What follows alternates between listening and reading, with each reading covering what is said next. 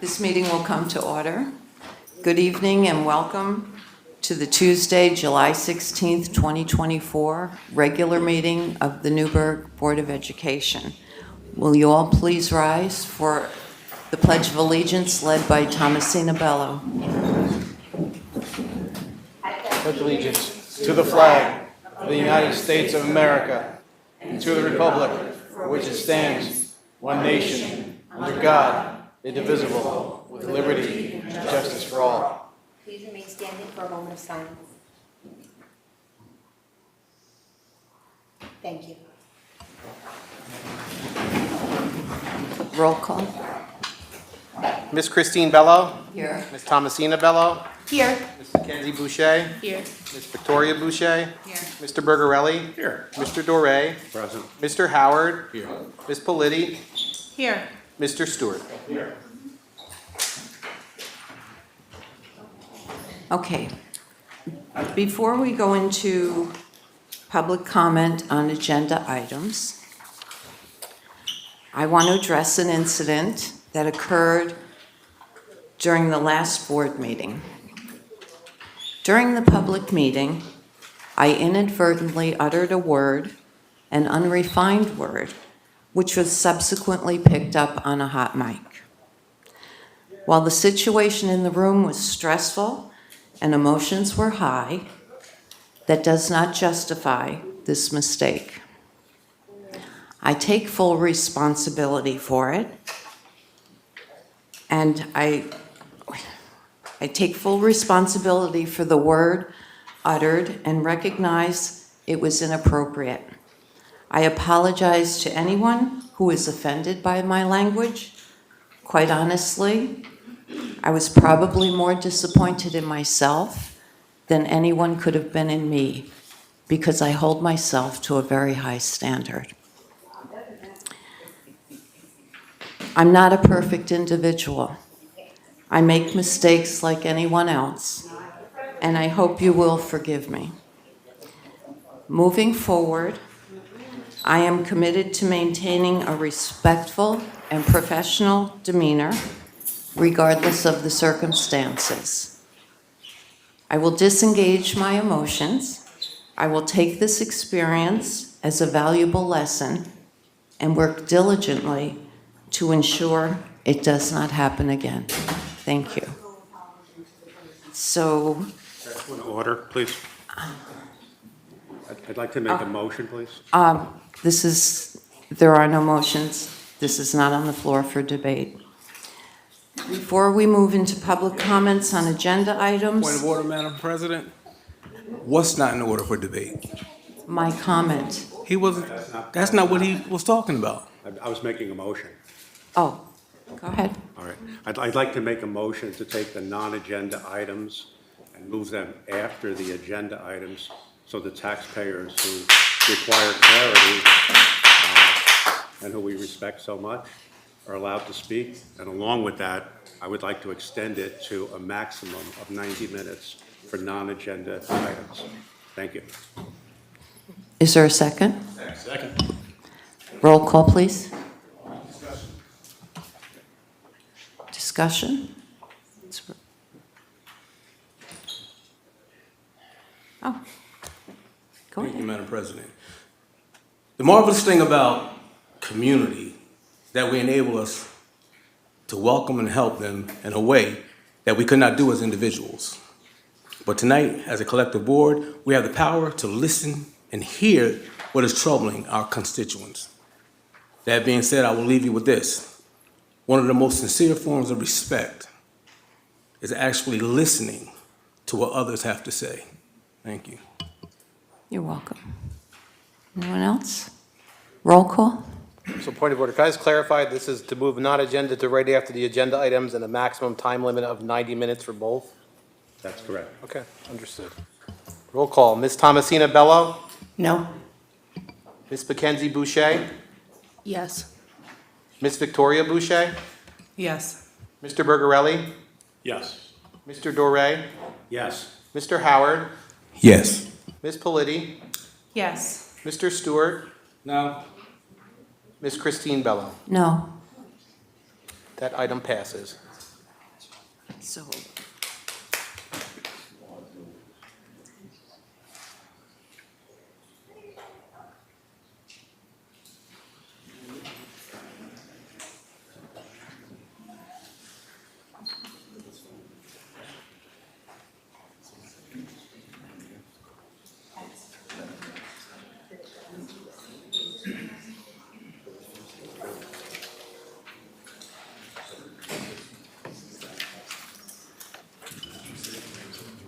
45 minutes of agenda items, if needed. First person signed up to speak on agenda items is Mr. Mark Levinson.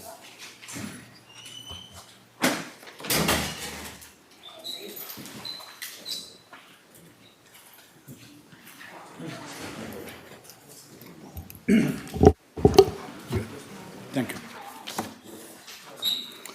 Thank you. My name is Mark Levinstein, and I live in the town of Newburgh. I wish to speak on agenda items 10.1 and 4.8, along with a meeting start time of 7 p.m. Why would there be a meeting start time of 7 p.m. except to make it harder for the community to attend? Why would there be a need to move meetings to another location? I have served on this board for a while and have never been asked by the public for a meeting to take place in a different location. Mr. Howard, you have served on this board for a long time. Have you ever been asked to have a meeting moved to another municipality? So again, this item makes it harder for the community to attend meetings. Now, to top that off, the published agenda stated that non-agenda item comments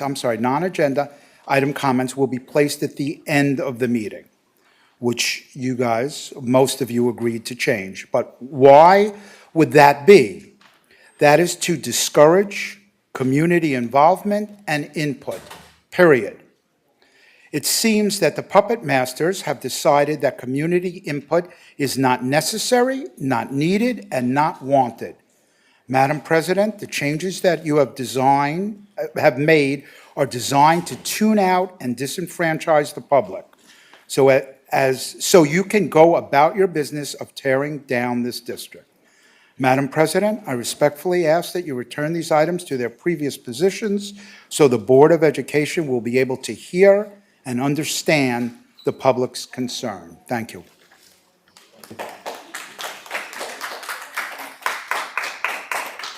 Next person signed up to speak is Mr. Corey Allen.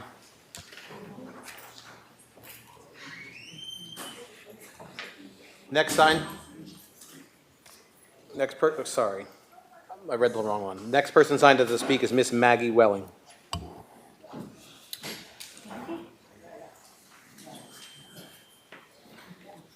Miss Maggie Welling, you here? Point of order, Mr. McCoy. I think there might be a line outside because of security. I'm not sure.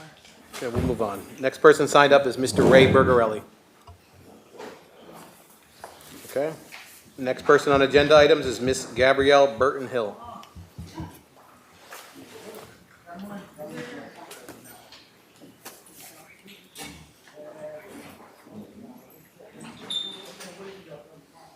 I'm so sorry, I just did. So sorry.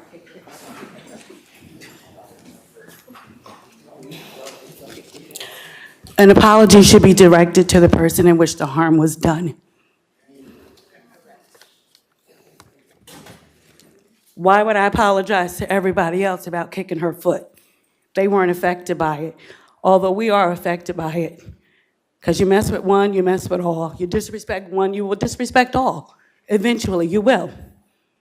So like I tell my children, I'm sure the teachers do the same. In the classroom, when you make a mistake, you go to your classmate, you look them eye to eye and say, I'm sorry, I didn't mean it. But with that apology, we expect change. Saying I'm sorry without change, well, that's America's standard towards us.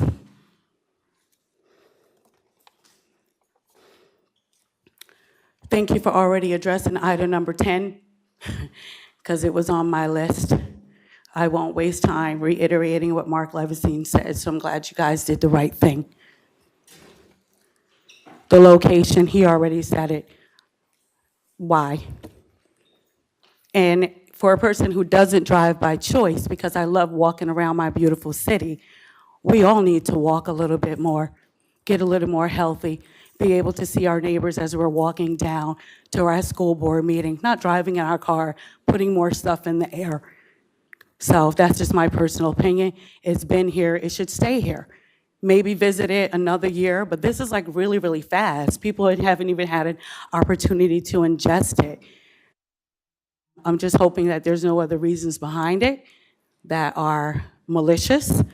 So let's just leave the school board where it is now in the community. This is the Board of Education. These are the school board meetings.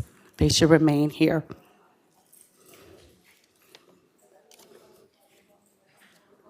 That's it, because I have non-agenda items to speak about. Next person signed up to speak on agenda items is Miss Melanie Collins. Next person signed up to speak is Miss Aisha Mills.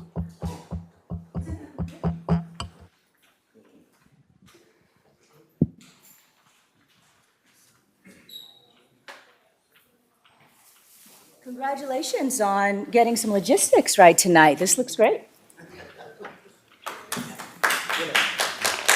All right, my name is Aisha Mills. I live in the town of Newburgh. I'm a business owner in the city of Newburgh. I have 2 kids in the Newburgh School District, and I would like the board president to provide a thorough explanation to the public on why she has unilaterally put forward agenda item number 4.7 to authorize an RFP to conduct a forensic audit of the entire school district. Now, the people should know that this resolution is not a benign request. A forensic audit is not a good faith effort to provide transparency or accountability or fiscal responsibility. It's not that at all. The people should know that a forensic audit has little to do with the good governance trope that the Clear Choice Coalition pitched. A forensic audit is in fact designed to identify evidence of financial wrongdoing. You deploy a forensic audit to look for criminal activity and to derive evidence that could potentially be used in court. So, we deserve to know right now if there are in fact some concerns about criminal activity that are happening here in the Newburgh School District. And can you explain to us why you're attempting to launch what is widely understood to be in the legal community a criminal investigation into the management practices of our superintendent and her cabinet? Have there been any audits that didn't come up clean? We'd like to know that, because there have been a number of them. Is there documented evidence anywhere? People deserve to know, has anyone accused anyone of doing anything around fiscal mismanagement that will warrant something like this? Because a audit of this magnitude could also get really expensive, which is not fiscally responsible, especially if it's unwarranted. So I would just like to raise for the public that we should really understand the grounds for something like this even being presented in public forum, because I looked at, all the information and didn't understand why we were here. And I want to be the first person to publicly sound the alarm that going down this road of trying to conduct a forensic audit without any real rationale could actually be seen as a slanderous attempt by this board to sully the professional reputations of this cabinet and to sabotage their careers.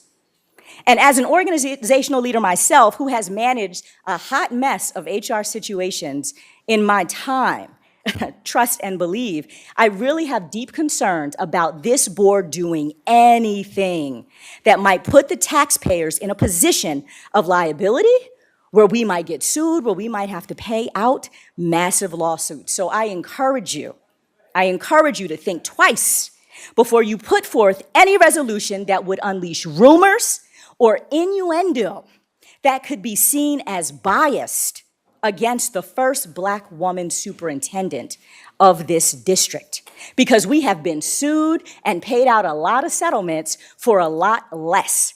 Just ask someone who is actually the subject of agenda item number 4.3 that we are having tonight, that you guys are attempting to reinstate against the superintendent's recommendation. She's actually sued and received multiple payouts from the district, including a very recent one for $280,000 because she has put forth claims that she was being discriminated against as a Black woman and treated unfairly. So I think that those of us in the public watching these proceedings already know and believe that the motives of some of the board members aren't necessarily pure, but I do urge you to tread really carefully before you bankrupt this district with just spiteful ignorance. Thank you.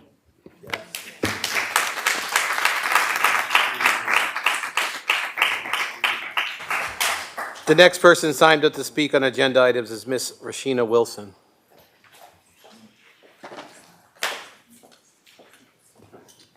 Good evening, Dr. Campbell, Madam President, and members of the school board. I am Rashina Wilson, New Windsor, New York fam, mother and guardian of 5. I noticed a shift in the seating, and that's not traditional. Usually I see the superintendent sitting with the president, so that automatically shows a divide. So I also come in discussion for 4.7. I come before you today with significant concerns regarding the recommendation for a forensic audit of our school district finances. As a parent, I am deeply invested in the quality of education and the responsible management of the district resources. I believe this matter deserves careful consideration. This district operates with a multi-million-dollar budget. This is not your small local town florist shop. Running a school district requires a level of financial oversight and expertise that surpasses typical small business operations. Frankly, it's clear that neither the president nor some of the current board members have demonstrated the necessary knowledge or bandwidth to make such serious recommendations for financial audits. From previous meetings where I was present, I noticed board members just sitting around just doodling all day, while other mixed recommendations only to vote against their own suggestions. Dr. Campbell, I have here the audits that I pulled from the district website, December 2022 and June 2023. Have there been any red flags raised by the auditors in these reports? Are there any compliance or financial management issues that the public should be aware of? I believe it's crucial for the public to understand whether the current oversight mechanisms are failing us or if the recommendations is an overreach. Moreover, I must ask, Madam President, is your recommendation that the district conduct a forensic audit? What would the rationale for this action? We already have layers of budgeted audits and oversights in place, including state and federal oversight. Can someone on the board please walk us through the audit review and the oversight process on a district level? Transparency in this process is paramount. Additionally, can the board legal counsel explain the ramifications of initiating such an audit? I am concerned about the potential legal and financial consequences of this audit. Has the board audit committee recommended the forensic audit? It's quite puzzling why this recommendation is surfacing when every audit I reviewed has been accepted as fair, accurate by the board. Madam President, what experience do you have with financial oversight and management that will lead you to call for this type of audit? Why should we trust your recommendation on this matter? Is this about addressing a real issue, or is it a baseline attempt to undermine the administration? Even though the recommendation is called for quotes for the forensic audit, it may seem like a prudent step. However, it raises eyebrows, spreads rumors that something fraudulent is occurring in our district. This kind of speculation can undermine the public trust and create unnecessary panic, distracting from the real issues at hand. It is essential to consider the broader impact of such actions and ensure that any steps taken are grounded in clear, verified concerns rather than unfounded suspicion. In closing, I urge the board to carefully consider the necessity and implications of the forensic audit. We need to ensure that our actions are driven by facts, genuine concern for the district's welfare, not personal agendas, lack of knowledge, or misunderstanding. Thank you for your time and your attention.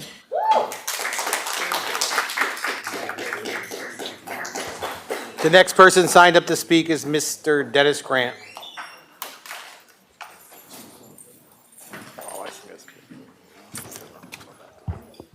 I'm glad they mentioned everything about forensic audit.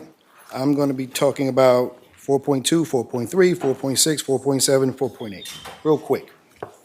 I'm noticing you have some taxpayers that say, let's move forward, yet we have new members on the board reaching back to change the past. And this is part of the citizens who voted the most.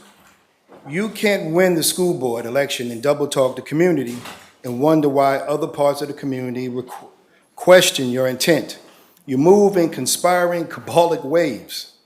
It's ridiculous.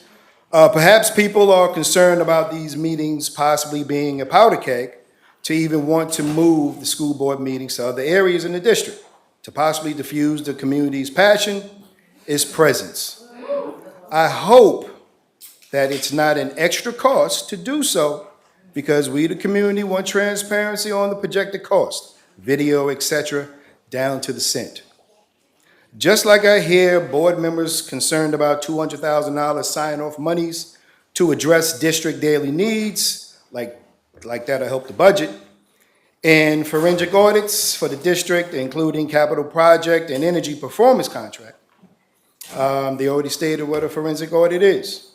So to the school board, after the fraud and the misconduct are unfounded, what is the next plot to undermine the superintendent and her team? Transparency, or do we have to stay tuned? I know one. How about a help in the forensic audit for the next messy episode and mention why the union president is making over $100,000 and is not teaching? Isn't that theft of service for the forensic audit to consider? That could be a good episode. You can't be selective in your transparency. She's not here, but Assistant Superintendent of Finance, remain ready. Cross your T's, dot your I's for people who can't read a balance sheet. To start, you have a T account. There's assets, liabilities, and capital, owner's equity, but you'll get it.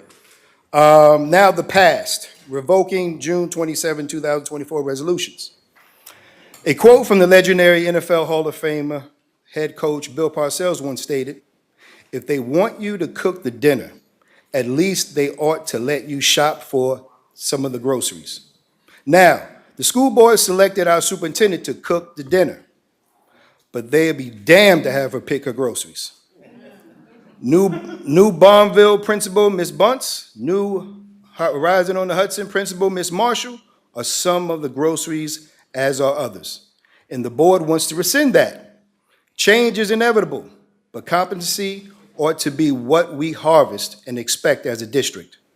What did those two ladies do to warrant revocation of their positions? And if we are here for the kids, right? And Barnville Elementary School is underperforming, right? A change in building leadership is good, right? Do not revoke Ms. Bunce and reinstall the previous principal, right? Why do we always have to be so messy in this district? If the wisdom of governance was present here, we would witness the district being generally fine with reducing staff, and the teachers union and CSEA generally fine reducing staff, but our new school board is not. The three working parties, understand the deal they agreed upon. Is this an agenda of silos or no bandwidth, use my word, no bandwidth to comprehend, or both? For the retired teachers buzzing around here, I asked, did you speak with the union about the budget, or being a puppet master is better? And Madam President, I hope you had enough time in your busy schedule to read what you want to rescind. Or is undermining the superintendent the goal to keep this school district chaotic? Board members receiving day-to-day school district events before the superintendent. Why? Be transparent. We will expose you as frauds that are not for the children. I just hope some of the former alliance can come around and become individual thinkers and vote without the mess. And to the rest of the new board members during your vote, can you truly articulate your reasoning without regurgitating someone's reason? Thank you.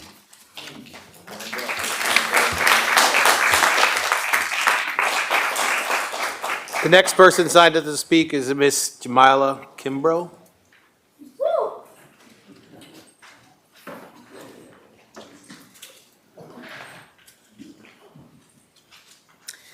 Good evening, Dr. Manning Campbell. Good evening, Madam President, and good evening to the board. My name is Jamila Kimbrough, and I'm the mother of 3 sons who attend school in a Newburgh and Large City School District, and I live in the town of Newburgh. As a busy mother, I haven't had a presence at these meetings because it has been very difficult to come and spend many hours sitting here to wait for an opportunity to weigh in. I and other parents will like to attend and engage more, but the meetings need to be accessible and convenient for us to do so.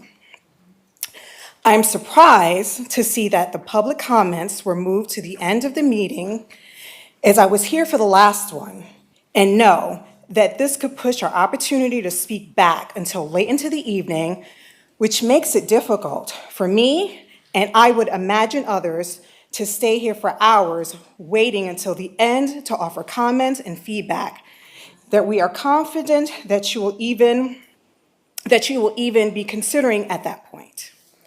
I appreciate the idea of looking to move the meetings around the district so that more parents can participate, but the agenda itself should also be accessible to ensure that our voices are heard early in the meetings and our comments taken to heart during your deliberations. So I urge you to move the public comment section on non-agenda items back up to the top of the agenda. Thank you very much.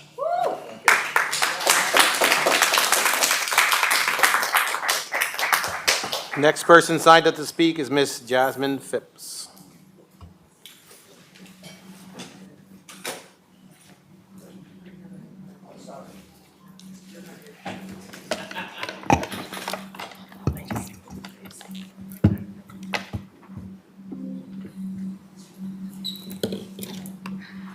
Sorry, just give me a second, please.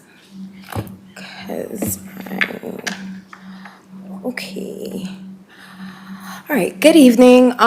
So I'm here to address agenda item number 4.6. My name is Jasmine Phipps, and I grew up in the town of Newburgh. Through pre-kindergarten through 12th grade, I went through the Newburgh and Large City School District with pre-K at Washington Street School, elementary school at Gardnertown, then to South Middle School, and finally in 2017 I got my high school diploma at NFA North Campus. As you all may know, it takes a village to raise a child. Personally, a huge village helped to get me to where I am today, and many members of that village come from employees of the Newburgh and Large City School District. I come from a family of hardworking immigrants who came to America to provide my generation with better educational opportunities. My mom moved upstate to Newburgh in 2000 because she believed in this school district, and she continued to commute to work in New York City as her only means of support. My mom raised me well, and when she couldn't be there, she entrusted the villagers to help me thrive. A prominent figure in this village was Mrs. Bunce. Removing her as a principal would be a disservice for all the students who need reformative guidance. I met Ms. Bunce in 2012 when I was a 7th grade, 13-year-old. This was when I began being disruptive in class, which came along with many referrals to the principal's office. Ms. Bunce approached me differently than other administrators, as in she came up from a place of trying to understand why I acted the way I did, because I got good grades and I love to learn. So she showed compassion and empathy, which is so important when dealing with children in this district, because you don't know what their home life is like, and most kids thrive with being talked to rather than being talked at. And, like the difference between a monologue and a dialogue. But Mrs. Bunce saw my potential, understood my objective, my mom's objective, and Ms. Bunce made it her mission to help me become something, which she has done for countless kids in the district. The employees at NECSD work as a collective to do their part and then send the student to the next villager to do their part, especially where their parents may lack. This school system works if you allow it to, and everyone does their part as it's supposed to be done. Each rule is in place for a reason. If you can't put the effort in to earn the position with your full-time jobs, then put the effort in to keep it. Our school system isn't perfect, but it isn't broken either. The answer to most of your problems comes from reading the rules, practices, procedures, and then abiding by them. For example, like as Ms. Deb Boulay discussed at the last meeting, the problem with the kids reading on grade level comes from a lack of uniformity in teaching. But if the standard practice was followed, then maybe there would be better results. Keep in mind that many people care about the school district and watch the board meetings online, so think carefully about professionalism and the example you want to set for the future, because you never know who's watching. Do you want a country ran by people who don't have time to read the rules, or a home built by someone who didn't follow the standards? So a decision should not be made based on your title. It should be a decision should be made based on your title. It should be made based on integrity. It's not that. So my mom depended on the school district, the school system, and never gave up on it. Marist College Upward Bound program prepared me for college. The Science and Technology Entry program through SUNY New Paltz taught me how to think critically and logically. The Law and Forensic program was my first exposure to law. The Science Research in the High School program through SUNY Albany taught me how to write research papers before college, translated seamlessly into my career. And before all of the programs, Ms. Bunce taught me how to focus and make better decisions. So you can't hire someone else to replace her because she's invaluable. You can't just train another person to be Ms. Bunce, because that comes from her character and many years of experience. When I first started acting out, many people gave up on me, but Ms. Bunce did not. She gave me a fighting chance after high school. I got my bachelor's from SUNY Oneonta, and I got it a year early with 31 credits through NFA, and I got a major in political science and a minor in communications, pre-law concentration. Then I got a paralegal certificate from Marist College, and now I'm currently a Juris Doctor candidate at Albany Law School, class of 2026.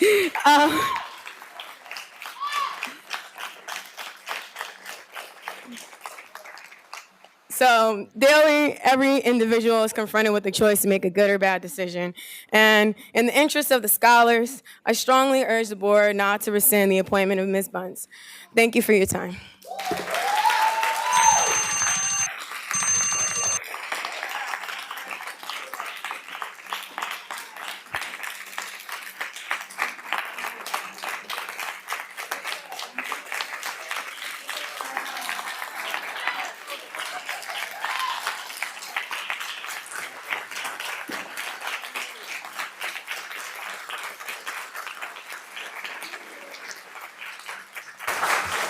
The next person signed up to speak is Miss Tracy Wallace.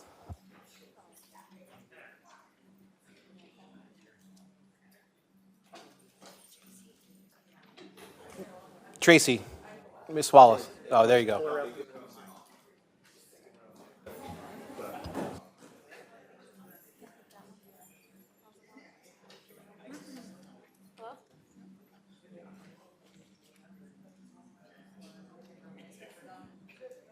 Hello? Hello?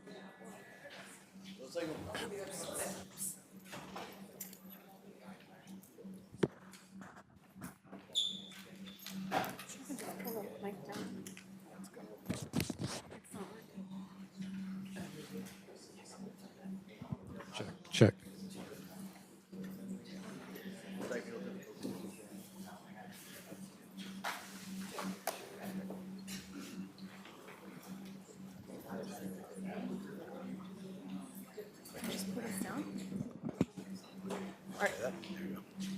Hello? She can't see me, but. Hi, I'm Tracy. I live down in the Barracks, right below here. I want to speak about 4.8, the locations. The locations are a concern because the majority of the students come from the city of Newburgh. You have some children that come from the town of Newburgh, but the town of Newburgh is split between Walk Hill and the city of Newburgh. Town of New Windsor is split between New Windsor and Cornwall. But city of Newburgh kids don't have anywhere else to go. They go to all the schools here. The parents, if they use public transportation, the last bus comes to Broadway and Liberty at 6 p.m. People that are able to, that live in the area, they're able to come here. You see the community, a lot of us, I live literally right down the block. And most our people are local that come here. It would be a disadvantage for you to move the locations because the parents and the community needs to be involved. And although I do want to speak more about that, it's on the non-agenda items for your committee boards, but I will talk to non-agenda. Thank you.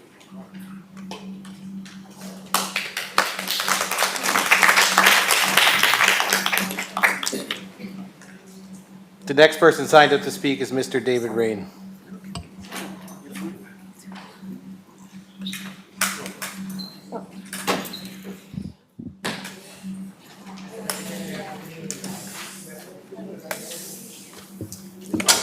Good evening. David Ryan. I live in the town of Newburgh. I've had 3 students in this district, 1 left. Pardon me, sir. Joyce, could you turn on his mic?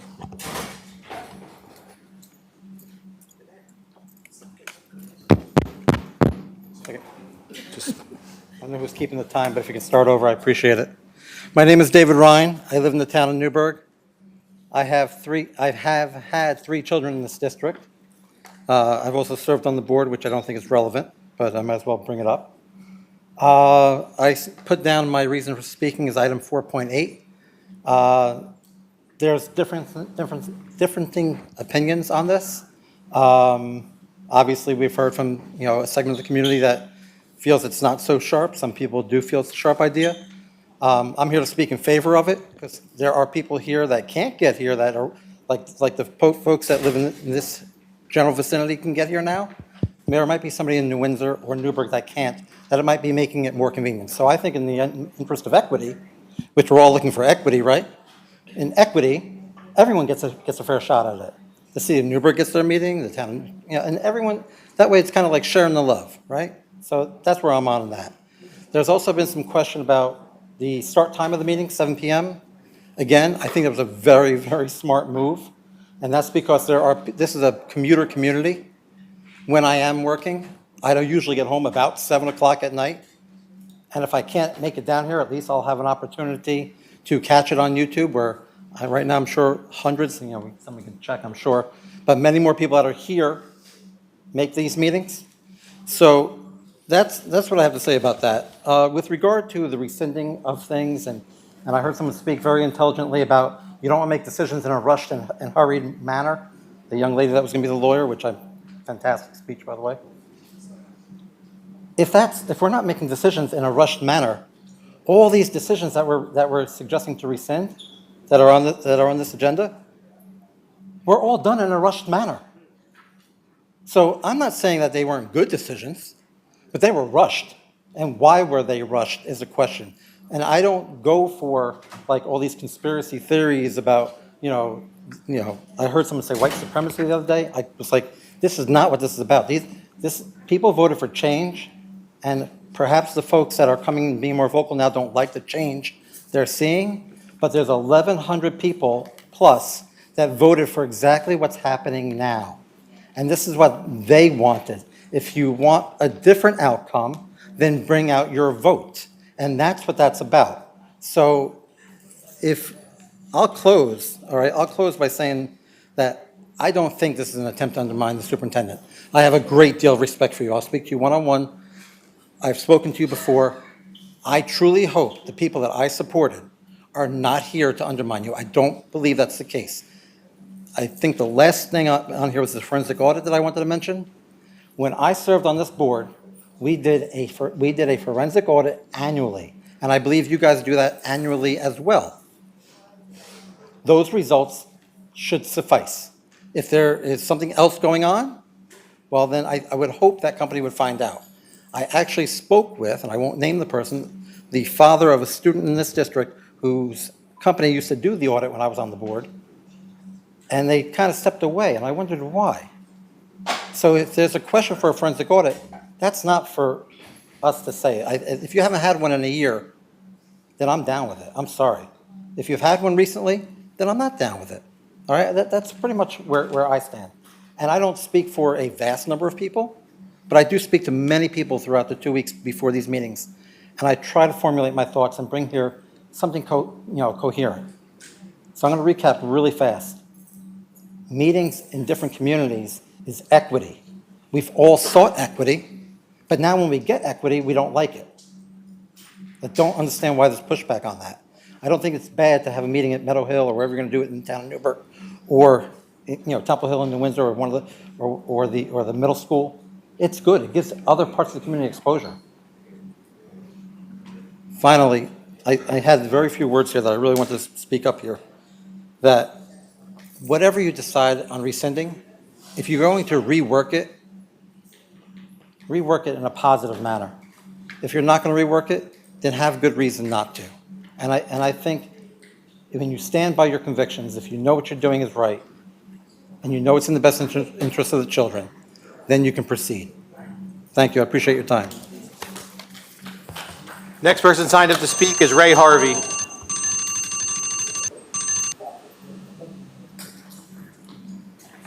Good afternoon. How everyone doing tonight? One of my sayings, and I know everybody know my saying is make it make sense.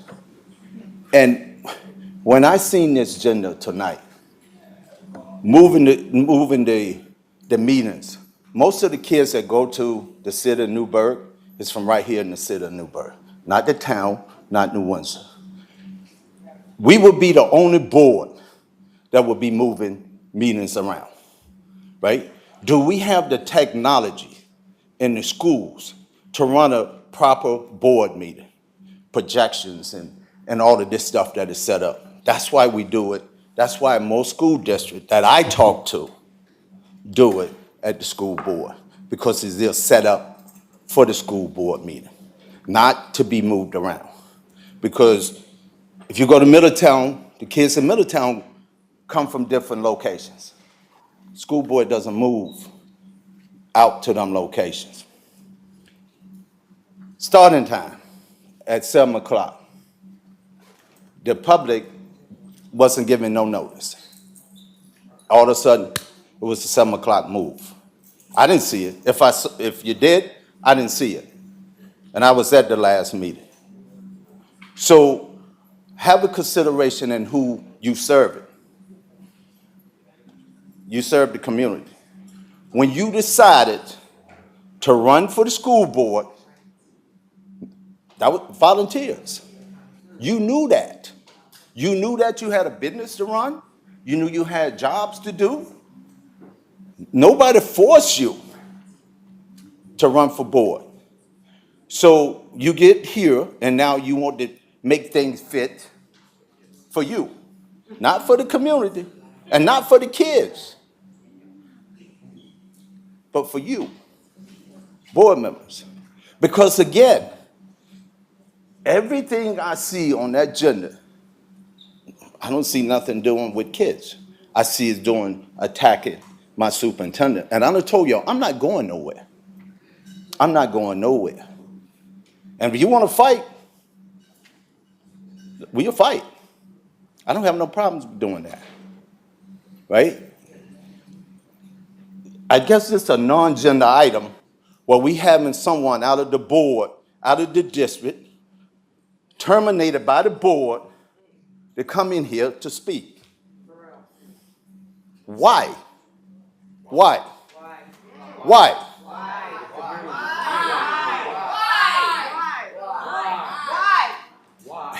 He's no longer employed.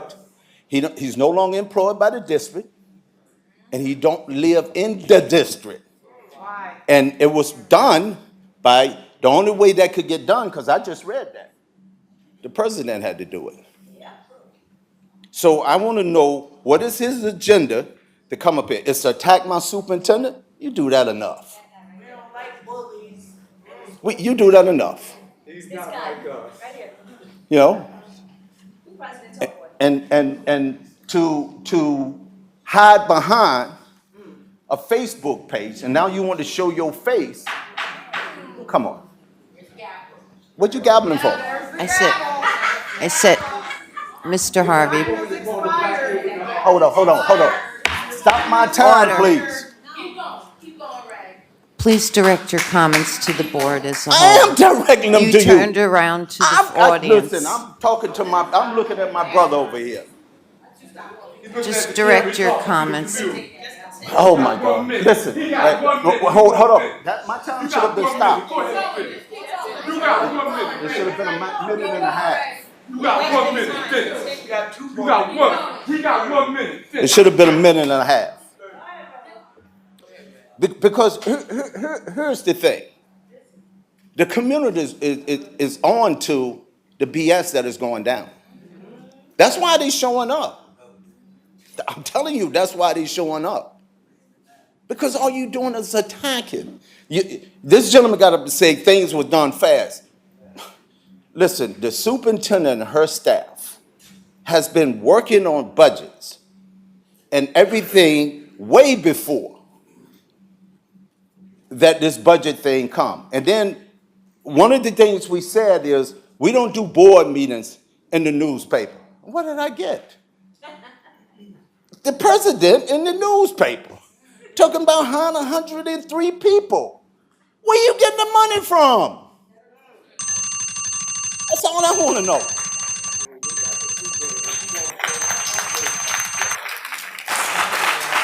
The next person signed up to speak is Ms. Tamika Stewart.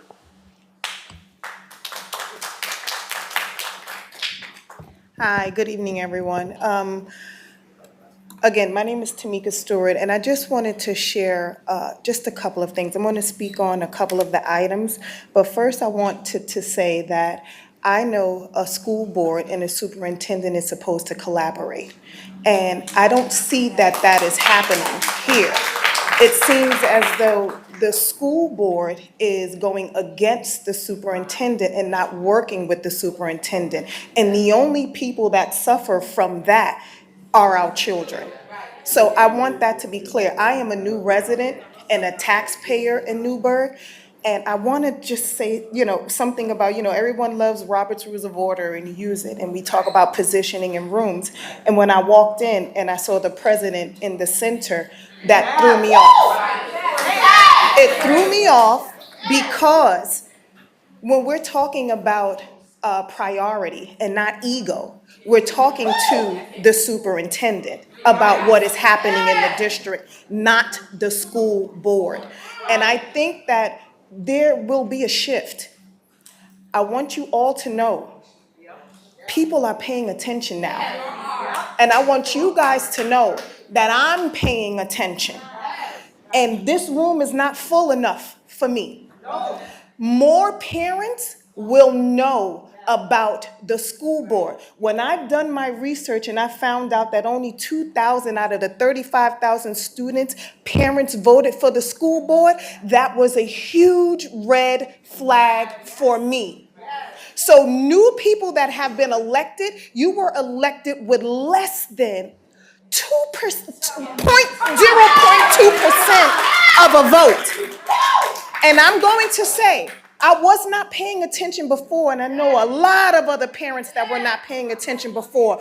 But I promise you now, that will never happen again.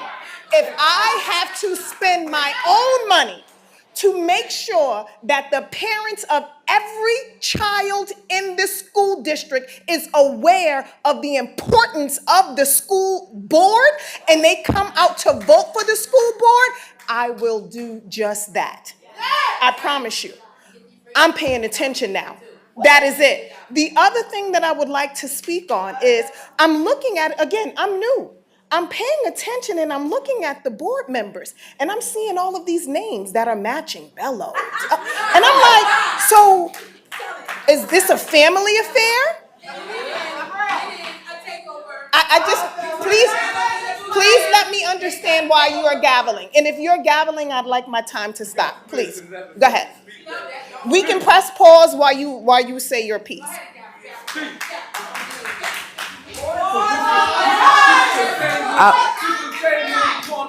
Pause my time. It was 2 minutes and 8. 2 minutes and Point of order, Mr. Point of order. Hello. Jim Niblo. Thank you. Please, we ask you to not mention names of any staff members, board members, personally. Okay. So I just, can I ask a question? Why? Why not? It's This is a public board. Am I not correct? The names of every person that is on this board is already public. So why am I not able to mention a board member's name? Ma'am. I just need to understand, please. Please, help me understand. If this is a public board that have been elected, right? If you have been elected, all of your names are public, why am I not allowed to mention a name? Ma'am, this is not a question answer period. No. Time but you stopped me and asked me. I stopped you just to remind you. And I'm responding to what you stated. To just direct your comments to the board as a whole. I just did. I did not. So here's the thing. Here's the thing. No. That's fine.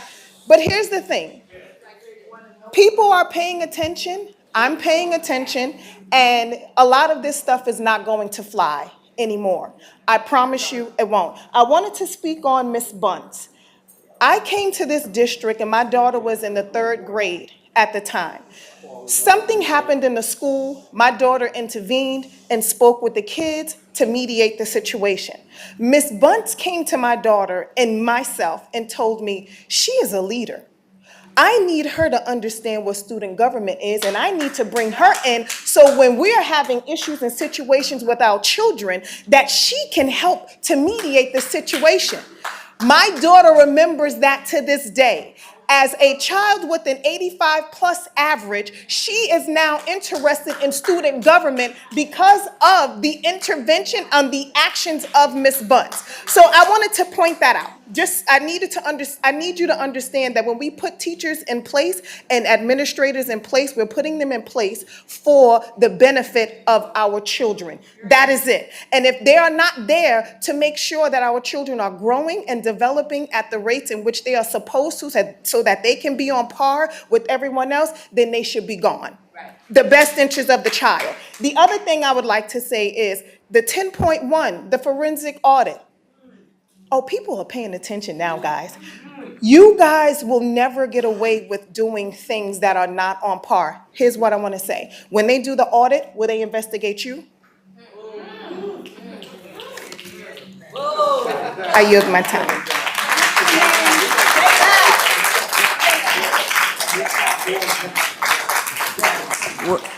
Okay, excuse me.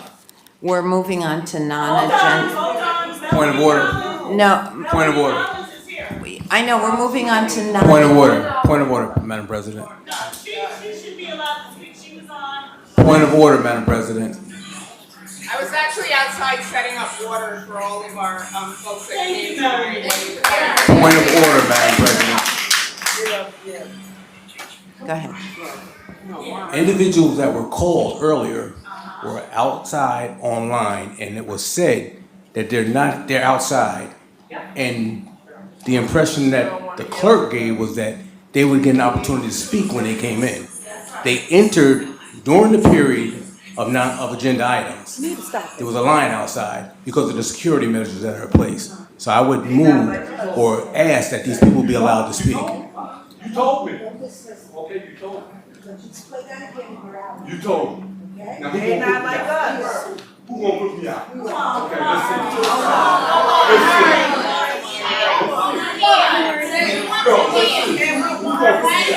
We want you here. We want you here. Melanie, Ellen, you gonna speak. Let us speak. Come on, Larry.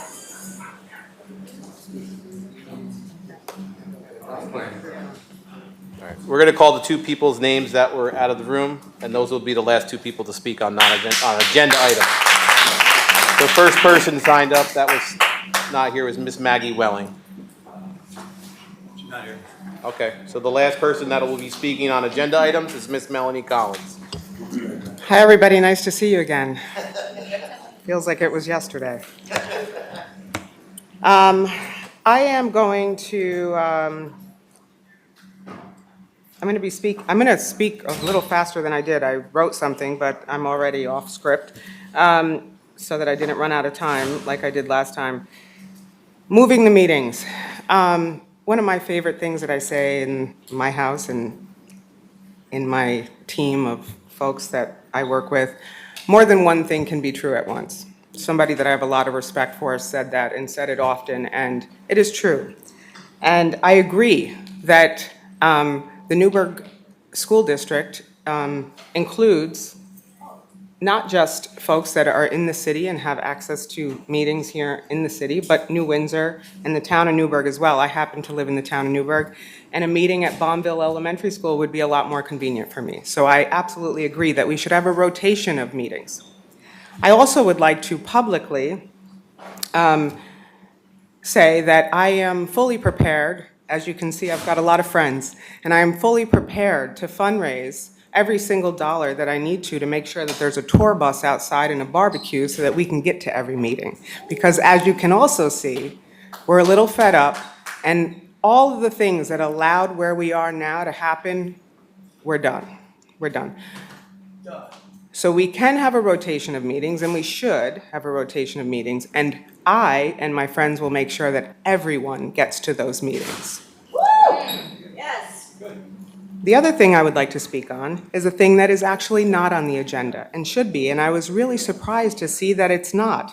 And that is a public apology from you, Miss Bello, because you called me an asshole on an open mic at our last board meeting. And I'm going to show you what an apology looks like. I am a mother of 3. I've got a 16-year-old, a 14-year-old, and an 8-year-old. And how I behave in public matters because they're always watching. Social media, our kids can tap into TikTok. I walked in from that meeting and I said, this is never to be spoken of again. And I walked in, and one of my kids said, you're a viral sensation. And I went, How we represent ourselves, the things that we say in public matters. It matters. And so I would like to formally apologize for swearing, losing my temper, and saying things that were not necessarily organized or in a way that fully represents who I am. Okay? What I would also like to say is that your lack of being able to adult and apologize to me personally a long time ago is the reason that you should not be the president of this board, okay? I am asking today for your resignation. I will get every single signature from every single person that I know, and I know more people than you do, for the record, okay? I will get every single singer, and I will drive as many people as I need to directly to the person that those signatures need to go to make sure that you are removed from this board. You will either voluntarily remove yourself, or I will make sure, by way of the law, that you are removed. I'm a lot of things, but I'm not anybody's asshole.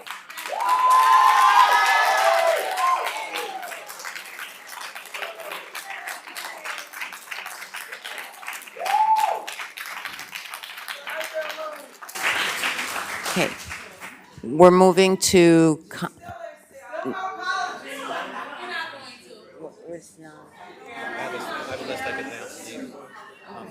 All right, non-agenda. Moving to non-agenda items. We will now start 45 minutes of non-agenda items for public comment. The first person signed up to speak for non-agenda public comment is Mr. Richard Desiderio.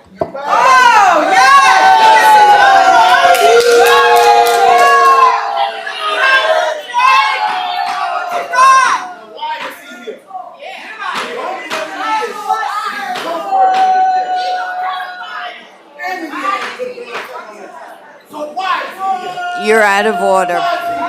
You're out of order.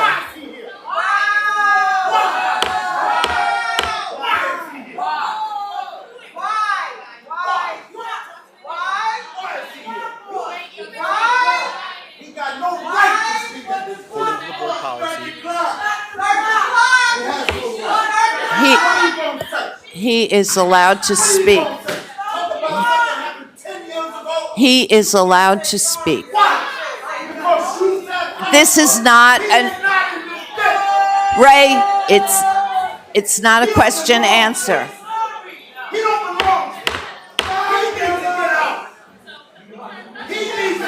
Ms. Hobbs.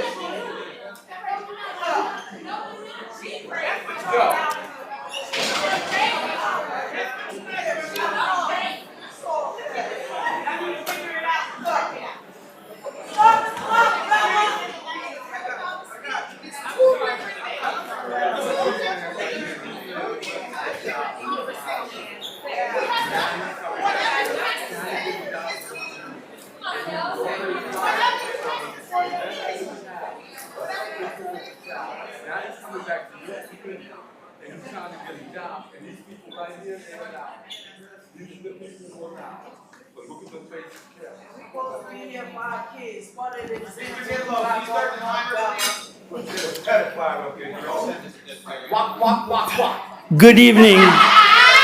My name is Richard Desiderio. I started working in Newburgh in 2007. I was a save room teacher in a small bridge program that no longer exists. I got to meet and interact with every kid in the building. I knew immediately that I was home. I didn't know Newburgh from an iceberg. I had no preconceived ideas about this city or the people who lived here. Point of order. Can you pause the time, please, Mr. Niblo? Hold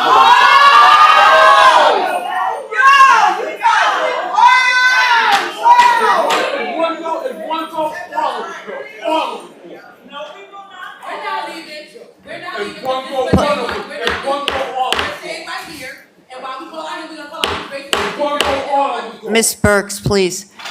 Can we keep it quiet?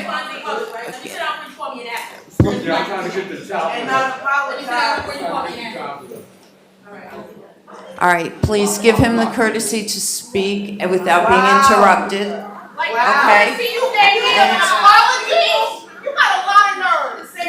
All right.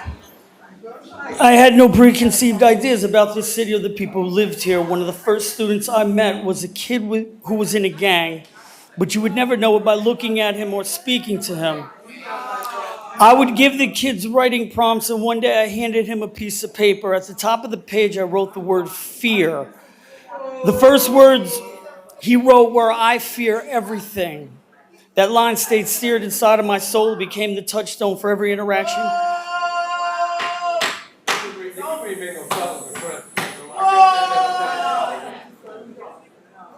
I had with Newburgh kids for the next 17 years. I built a successful career in Newburgh teaching and coaching girls basketball. This would be my life until I retired, I assumed.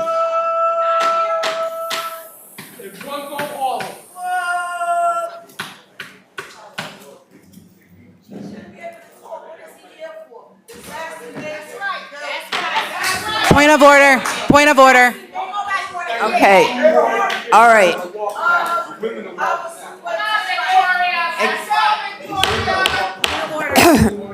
Anyone that interrupts any speaker will be walked out of the meeting.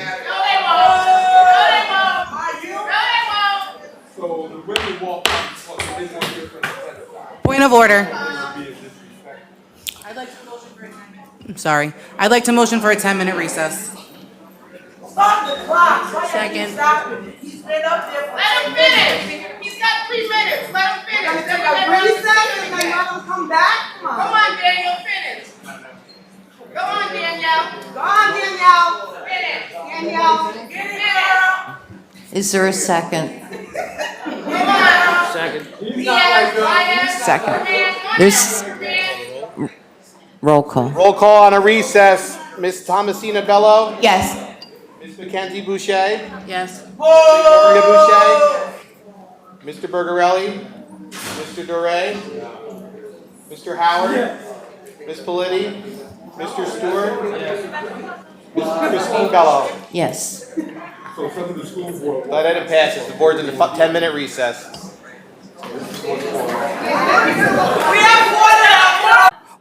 Was what I expected. I had no issues. Life was good. In the year 2016, my life was turned completely upside down. I had an athletic director who targeted me from the minute he was hired. I couldn't do anything right in his eyes. He wanted me gone. I tried to appease him, and then I started to fight back. I started gathering evidence to use against him, and that's when I came across the attendance. I could access the attendance of every student, grades 9 through 12 in the entire district. What I found was shocking, to say the least. The number of cuts and tardies was astonishing. We had kids across all racial, ethnic lines missing massive amounts of school. It was painfully obvious that we were graduating a great number of kids without actually educating them.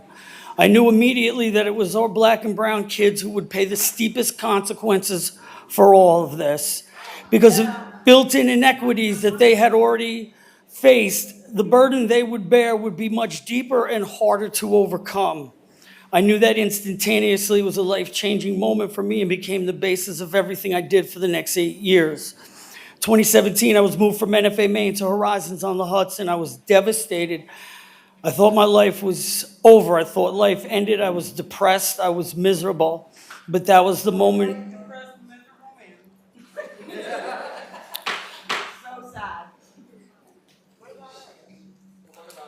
But that was the moment that the entire world opened up to me. It was the beginning of me gaining vision and wisdom I had never known. It's when I found my purpose in life. I was exactly where I was supposed to be.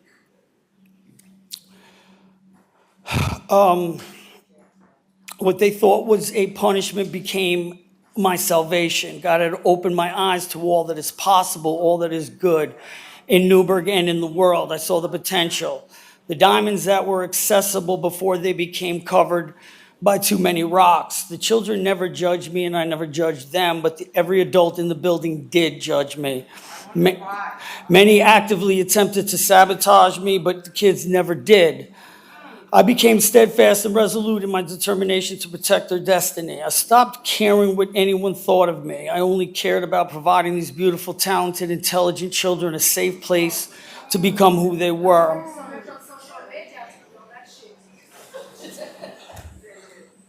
What God had created before they were destroyed.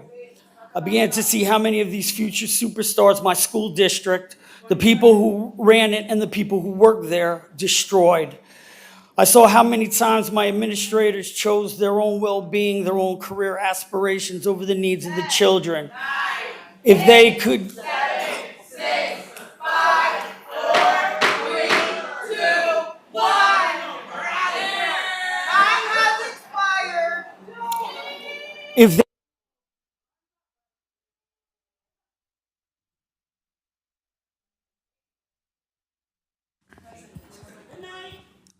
You had the courtesy of speaking with no one interrupting you.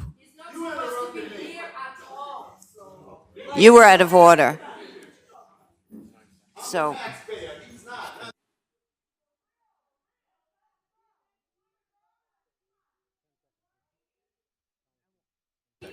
you have 10 seconds.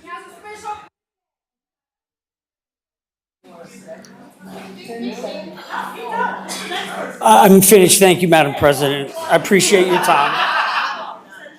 The next person signed up to speak on non-agenda items is Mr. Corey Allen. Corey, let's go. Let's go, Corey. Corey, right there. Let's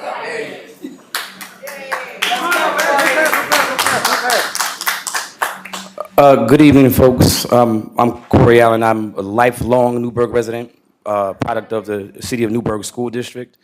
My favorite course used to be math. My favorite teachers, Mr. Soltis, Mr. Gould, and Paul Passion. They all retired. But I go back, and I remember in math class, they used to teach us about logic, like P implies Q, and they used to teach us triangle logic, side angle side, and they used to teach us also like about fractions. That's where I first learned fractions. So they taught me how to logic and look at things and reason. And right now, when I look at the logic and I'm looking at, what's going on, the common denominator, I'm seeing that most of the things, people that are under scrutiny are the black women. And that's the common denominator. And I just want to let you know what it looks like from the community aspect. Again, just like Ray said, my family's been here for generations. I just got finished paying my taxes for the school like last month. And you have a lot of black children in this district, and we are underrepresented. We have great administrators. I've been working with these administrators this year, last year. You're talking about community. These folks are the most connected to the community that you've ever been. I've never seen like the connection to the community that you have right now. And if you mess that up, I've gone to see Kari.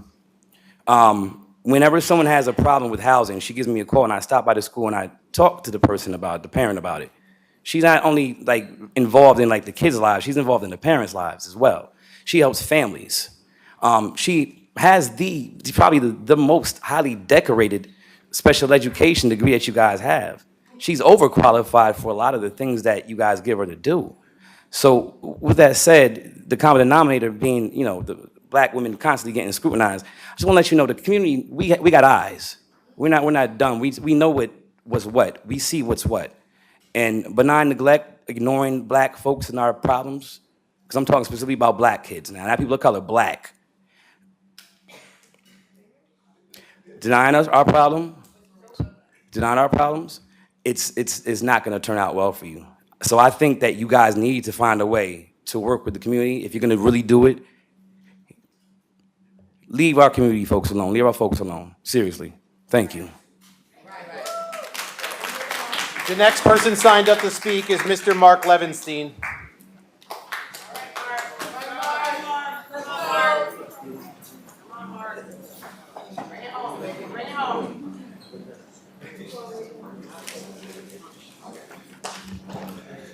Madam Superintendent, Madam President, Board of Education members, senior cabinet, and community members. My name is Mark Levenstein, and I live in the town of Newburgh. I am the proud parent of 4 children who attended and graduated from the Newburgh school system. I have been an observer of our school board meetings for almost 20 years, with about half of them being a school board member. I bring to your attention something that I have never witnessed before in the hundreds of meetings that I have attended or observed. I ask all to view the July 2nd school board meeting and pay close attention at the 2-hour, 56-minute, and 30-second mark. At that moment, our newly appointed school board president uttered the word, please pardon my language, and parents, cover your children's ears if you wish, uttered the word asshole directed at a parent and community member. There was no way that this public comment could be or should be considered to be an acceptable remark by anyone, let alone the sitting president of the Newburgh Enlarged City School District.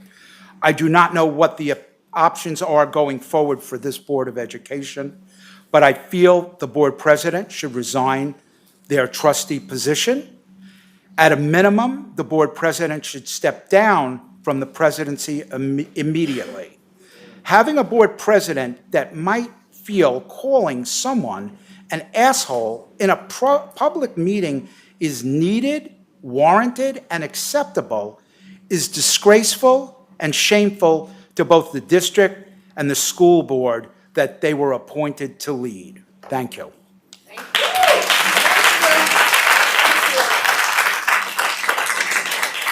The next person signed up to speak is Miss Lily Howard. Moving on, the next person signed up to speak is Mr. Ray Bergarelli. Thank you. Real quick, down and dirty.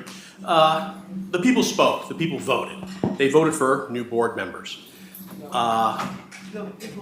They're angry. They're angry that the graduation rates are where they are, the reading rates are where they are, the math rates are where they are. Other people that are angry are the taxpayers in Buffalo. The graduation rate in Buffalo is 76%, reading at level 27%, and math is at 23%. Rochester taxpayers, 71% graduation, 16% reading, 13% math. Syracuse, 69% graduation, 19% reading, 15% math. Utica, 76% graduation, 30% reading, 31% math. Schenectady, 78% graduation, good for them, 22% reading, 18% math. Albany, 82% graduation, 30% reading, 27% math. What do all those districts have in common? Large, high-needs districts. Something they don't have in common is Dr. Manning Campbell is the superintendent. So she didn't mess up those districts, she didn't mess up ours. She's working the hardest she can to try to dig us out of it. Those districts are too far away for some people. So let's go to a closer district. Poughkeepsie, 56% graduation rate, 24% reading, 14% math. We have problems in this district, but we do not solve the problems by second-guessing the professionals at this table. And the professionals hired at this table. No questions are asked on why this person shouldn't be principal, why that person shouldn't be principal. I haven't seen anything. As far as the qualifications of board members and qualification of our president, all I know is there's already been a couple violations of board policy as far as calling special meetings go and assigning of board member committee assignments. Already violated. You know, I understand that people are new, they get to learn, but if they don't read, they'll never learn. Thank you very much.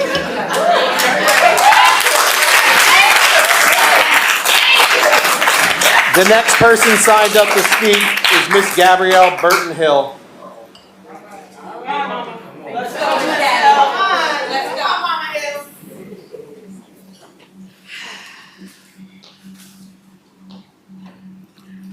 My apologies for not recognizing our superintendent earlier. I do apologize. And to the board, I just want to read a little something that you wrote and it really touched my heart today. I'm going to take my glasses off because they're broken. I don't want them to fall.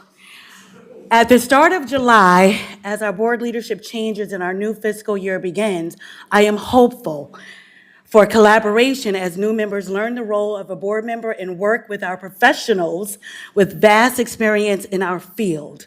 Unfortunately, at the moment, there is a clearly tension between district leadership and among our elected officials, as evidenced by tonight's meeting agenda, correct?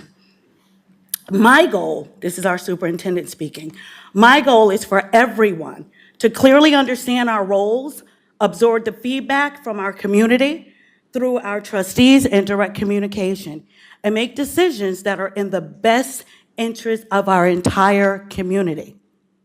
Everyone will not agree with every decision that is made, and that is okay. That is to be expected. What's not to be expected is our board president to refer to her parent as an asshole. And forgive me, Mom, if you're watching. That is to be expected.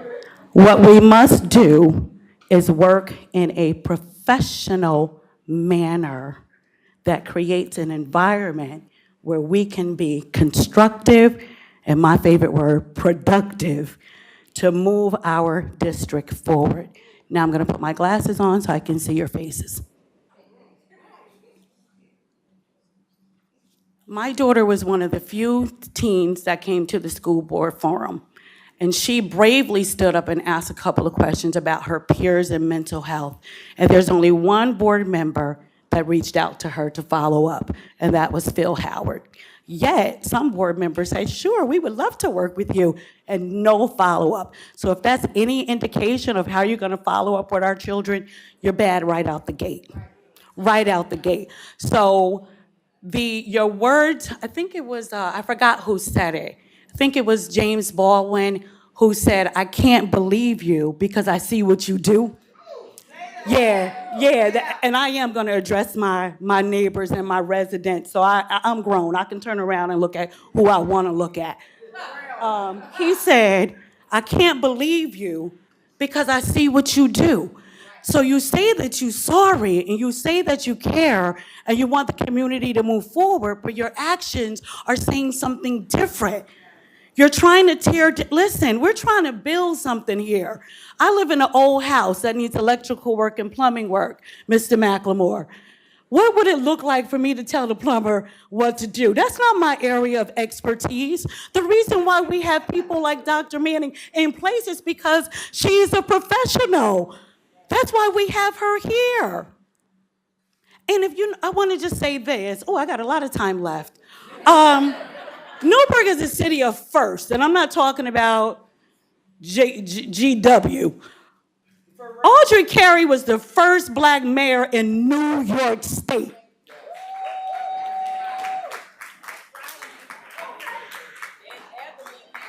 Newburgh, listen, we may have been taking a nap, but guess what? Thank you, because you woke us up, okay? So you can expect this every time. And now, I'm a little kind and I'm a little compassionate and empathy, but I'm gonna say this emphatically. If you do not apologize to Miss Melanie, I'm jumping on that team. You need to step down. If you can't be adult enough with our children watching you as a leader to say, you know what? Come here, Miss Melanie, I was wrong. My emotions got out of hand. Whatever excuse you wanna use, it needs to be done tonight. And because you haven't done it, and it's been, I don't know how long, because I just recently found out about it Saturday, it says a lot to me. It says to me that you're a woman who refuses to be humble. And so if you're not humble, the head is not humble, what are you spewing down? So how can I trust you to make those fair decisions based on what's best when you can't do it yourself? One reason why children respect me, where's James? Is because when Miss G is wrong, come here, baby. When Miss G has been wrong and I thought somebody did something, okay, this is one of my little babies, okay, since he was 12. When I did something wrong, I would say,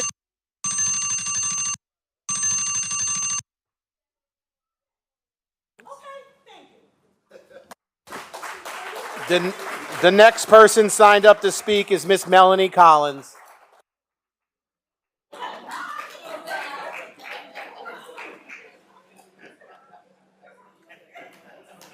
I won't lie, this is starting to get fun. We just need more food. I wanted to order pizza, I'm sorry, I didn't get around to it. I want everybody to take a look at why this room looks different.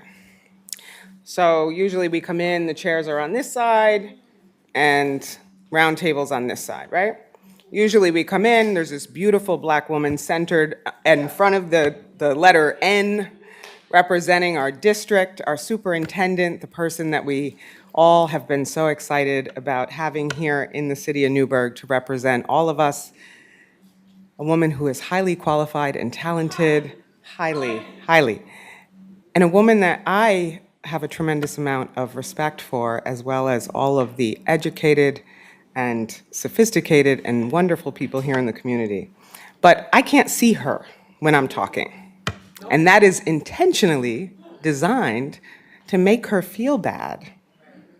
So that, so that her feelings are hurt and so that she feels less than and maybe will go look for another job. Christine Bello, I want you to take a look at this room, and I want you to look over here where you decided she should sit behind the podium where most of us can't even. I said your name? I said your name? You don't like it when people say your name. Do you not want me to say your name? You're out of order. Oh! You're out of order. They are our rules of conduct. Rules in of the conduct? meeting. And, excuse me, I just want to clear something up. Sure. The superintendent was not, I didn't see, she was supposed to sit here. Sit where? She, at the table. Where at the table? You changed the sitting order. It's not, Who? Okay. she chose to sit She where chose. she's sitting. But away from you. You didn't want her sitting next to you. Body language is everything. Right? Ain't that what the request? Let's keep it transparent now. I'm gonna call you out. Let's not do that. Ray, They took her seat. she sat where she chose to sit She. tonight. That's it.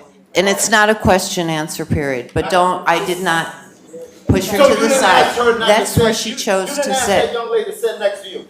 I did, that is my vice president, Did you yes. ask her to sit there? Hey, it is not a question and answer.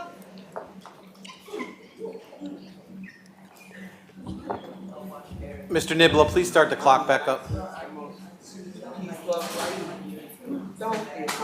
I know that we're not supposed to ask questions, but maybe, Phil, you've been here the longest, more than anybody else, I think, sitting here. Can you explain why Madam Superintendent is over here behind? This is not a question and answer.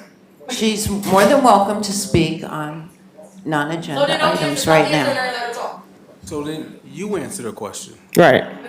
Right. I clarified a misstatement, that's all. I think that what you're making,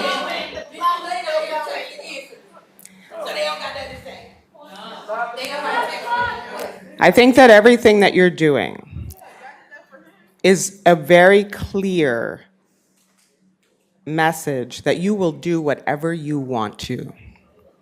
You will sit where you want to. You will invite people to meetings that makes us uncomfortable and makes us feel unsafe. You will be rude to your neighbors. You will do whatever it is that you want to do. You will have a flower shop and then Western Union as like a whatever. You will do whatever you want to. And that is why the superintendent is not sitting at the head of the table where she should, and you have your little president sign and you're sitting there where she's supposed to be. We don't want you sitting there. We want her sitting there. And that will change when you are forced to resign. The next person signed up to speak is Miss Aisha Mills.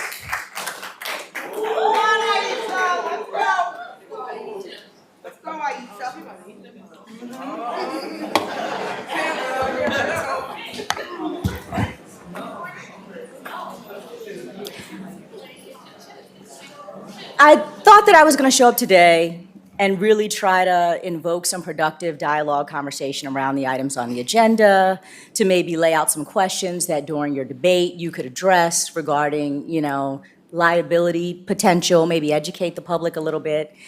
And I have to say that the thing that just constantly frustrates me is that we can't get anywhere. We just can't get anywhere intentionally. Because even when we try to show up to be in authentic dialogue about the issues that matter, we are faced with a board president who reminds us who she is and why she isn't fit to actually facilitate the conversation of the board and the cabinet and the superintendent around actual business and agenda items. And that's really flustering for me because I don't want to come up here and curse you out every week. Like, I just don't want to do that. It's not who I am. I mean, Google me. I know you already have, right? So I think everybody knows who I am, right? So it's not who I am and how I show up. But I think the one thing that I did want to offer, because there's a lot of white tears and clutching of pearls around why anyone would insinuate that the Clear Choice Coalition is synonymous with the KKK, or there's a lot of pearl clutching and a lot You're of white out of tears order. around. You're out of around- order. No, I'm not out of order. I'm out of order. Okay, so strike that from the record. But I'm asking a rhetorical Done. question. I'm not Done. accusing you. You're out of order. No, I'm not out of order. Take You're out of order. Out. No, I'm gonna Done. finish my comment. I'm gonna finish my comment. All right. So let us all be reminded. No, she asked me to leave. She says KKK.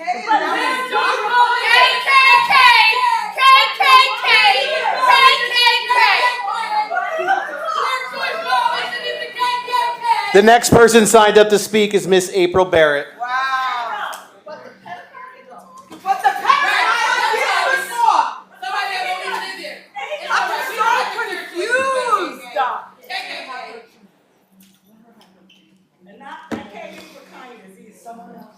Hi, my name is April Barrett. I'm a parent, a business owner, and a taxpayer living in New Windsor for my entire life. When I looked at the agenda for tonight's meeting and saw that this board is considering moving the meetings away from the building, therefore making accessibility to the meetings more difficult for people who may or may not have transportation or can't afford to get an Uber or a cab to wherever you decide to move the meetings to, I was puzzled as to why this would need to happen, let alone happen now. This raises the question, why does this board leadership have such a lack of regard and respect for this community? The actions and the attempts to silence the voice of the public have to stop. We, the public, are entitled to our own opinions, even if you are not in agreement with them. As stated in the email that went out today, the role of the board member is to hire, evaluate the superintendent, establish policy, and adopt the budget. Not make meetings less accessible, a dictatorship, and pick and choose the level of transparency to the community that you serve. Since the president has addressed her lack of self-control and lack of respect for a parent who is questioning things that she has the absolute right to question, I would like to address that as well. Her apology lacks sincerity, as others have stated, did not address the person who was directly affected by her disgusting choice of words. It has also been 2 weeks since the incident, and up until today, we've had no apology or explanation from you, the board, the district. The lack of action is disrespectful, not only to the person who was offended, but to the community, and demonstrates a total lack of respect for all of us. When parents come here to voice their concerns on bullying in our schools and question why nothing is being done about it, this is why. Because the board has a group of bullies among them, and if the board isn't held accountable for their behavior as adults and elected members, why should anyone else? Another important issue, the board did not cut any jobs. The changes and the budget were decided by the board, but it was approved by the taxpayers. But in order to push an agenda by certain board members and members of the community, that is left out of the conversation. I would like to know specifically what teacher or teachers have lost their livelihood due to this situation. The way this board has been behaving both in here and publicly on social media is juvenile at best. This board is a democracy, not a dictatorship, and should be run as such. At this point, it is more like children throwing a tantrum and looking to finger point and blame others when things don't go their way. In life, we have choices, and being respectful and even being kind goes a lot farther than the gross display of disrespect that this board has shown to existing members. Members who have put in the work not only recently, but for years. Everyone on this board needs to start listening to this community and learn what their roles on the board are and what they can do to improve them and the district as a team. You are elected officials to serve our district and our children, pointing blame at people who are trying their best to make the best choices for the district with the opinions and the options available to them. Please start acting like adults and role models, not only for your district, but for the children who are watching. The roles that you each ran for and were elected by the same community that you choose to ignore when it contradicts your opinions or agendas. Instead of cowardly hiding behind and supporting a disgruntled ex-employee's fake page, trying to make a way to meet in the middle. Listen to understand, not to respond. Having our board members befriending, liking, and commenting vile things on social media regarding other board members and their families is disgraceful. Attacking fellow board members and then stating no one else is allowed to do the same, also not acceptable. This board is, again, supposed to be a democracy, not a dictatorship. Banging the gavel here doesn't fly anymore. It's okay to change your opinion on a situation for whatever reason that may be. With more information, with more insight, with more details on a topic, you might be able to understand why things aren't done the way they are. Sometimes we have a preset notion of something and how we feel it should be handled, interpreted, or understood, and we can be totally wrong. But after researching and analyzing things fully, being privy to information that we might not have available to us previously, we are free to have a change of opinion. I would like to think that as adults, rational persons, you are held to a higher standard of behavior, setting the precedent of how our district should handle conflict. I see a lot of board members showing the exact opposite of that. I expect that moving forward, your respect for the community will improve, seeing how this community is obviously not receiving your dictatorship in the manner you expected. Thank you.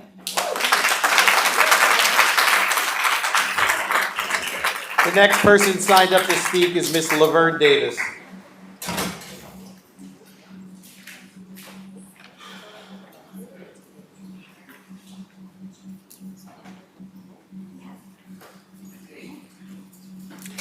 Good evening, ladies and gentlemen.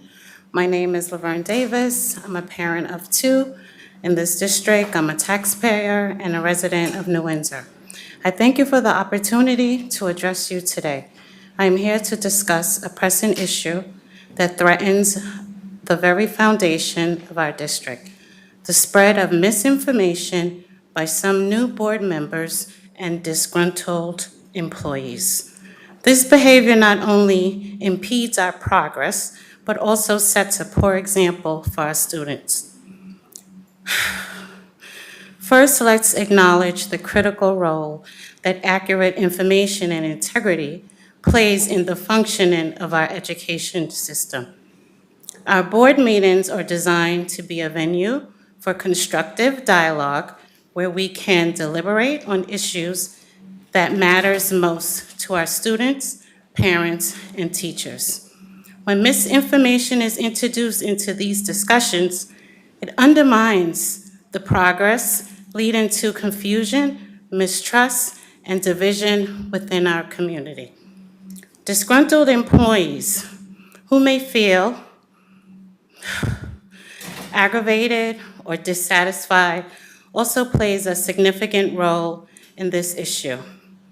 It is unacceptable for these individuals to resort to spreading falsehood as a means of expressing their frustration.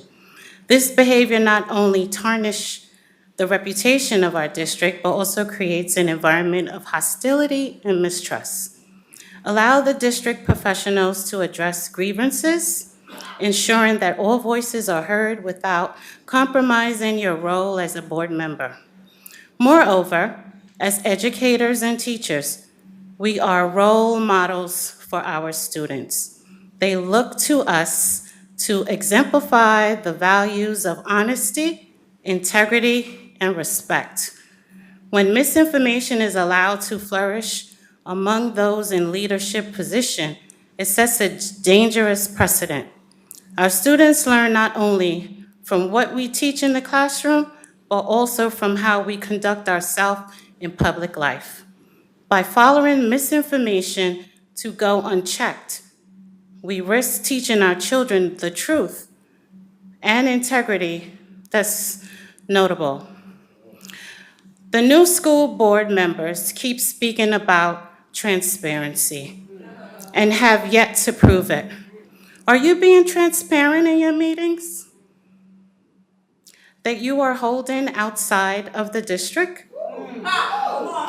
If I told you I have proof of these meetings, how would you feel if that evidence was posted on social media? Please stop having secret meetings with folks who seek to damage the children in the district. Stop talking to the media and planting misinformation from secret meetings with disgruntled folks. Meetings with old board members and disgruntled employees is not only inappropriate, but detrimental to the advancement of our district. It sets a poor example for our students and undermines the trust and cooperation we need to succeed. Let us all recommit to the values of honesty, integrity, and constructive dialogue, ensuring that our actions and words contribute positively to the future of the district. I'd also like to ask, Madam Board President, please watch the video from the last board meeting. A woman stood up, asked a question, the board president banged her gavel and stopped her from speaking. The woman did not accuse any board member of being a member of the Ku Klux Klan. It would be nice to hear the rest of her concern. The concern she tried to raise that the behavior associated with the 3 C's bears similarities to practices historically linked to the KKK. To foster transparency and mutual understanding, can you please clarify what the term Clear Choice Coalition means and what it stands for? Can you?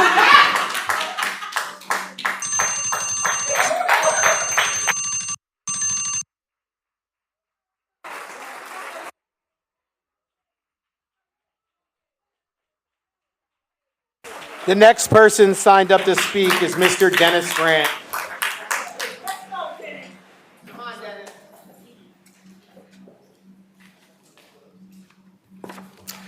Dennis Grant, City, Newburgh. Honest conflict has more social value than dishonest harmony. So in a way, this is good. But why does this district have to be so messy? You have new school board members, you have new school board members questioning the day-to-day operations of district administration and masking it as governance. During last meeting, a new board member wanted to amend, and after discussion, voted against their own amendment they initially brought up. If your governance is weak, why would you think we trust you stepping out of your lane to do day-to-day administrative actions? I understand you are disruptors, but will you be accountable for disrupting when or if how you vote as a group becomes mismeasured or simply wrong? Powder keg, I mentioned powder keg earlier. We are here talking, moaning, and complaining, even having the school board president not have one of her soon-to-be of many not finest moments calling a parent during the last meeting of a-hole. But we are a unique district with knowing our community diversity and economic background. While other school districts, like Carmel Central, are having protests and riots just 3 weeks ago at their school board, and they are not so diverse in comparison, being 73% white, 17% Hispanic, 4% Black, with a household median income of $122,000 and 8% poverty. All stats can be found on censusreport.org. Interesting. Are they rioting and protesting about the kids in their district? No. Well, not the kids in their schools per se, but just possibly the kids in community in Israel and Palestine, with 2 school board members participating. The rioters were trying to incite violence at their own school board meeting. They repeatedly yelled, "Go back to where you came from," at local Black and brown children. Go back to where you came from. The old classics. My feeling is that was not an appropriate time to protest. Wrong platform. So when I hear people say these meetings are about the kids, I say you are right. And these meetings are about power on a school board level. That's why I stated last meeting, this school board is of powerless people in the real world, coalescing to make changes to help them and their cronies. The business of our children. To the advocates and parents who speak in favor of this, who speak in favor of that, I say to you, thank you for your voice. There is pain here. There is trauma here. We need to till the soil where this school district sits. We need to get the soil right for our scholars on our end. We need a place of recovery. So, I am proposing we start a community school board, so as a community of diverse backgrounds concerning this interest of ours, we can listen, share, act, and deliver to this school board as a community of diverse thinkers and actors. So instead of having riots be our action, let's have collective thought drive our purpose as stakeholders for our children.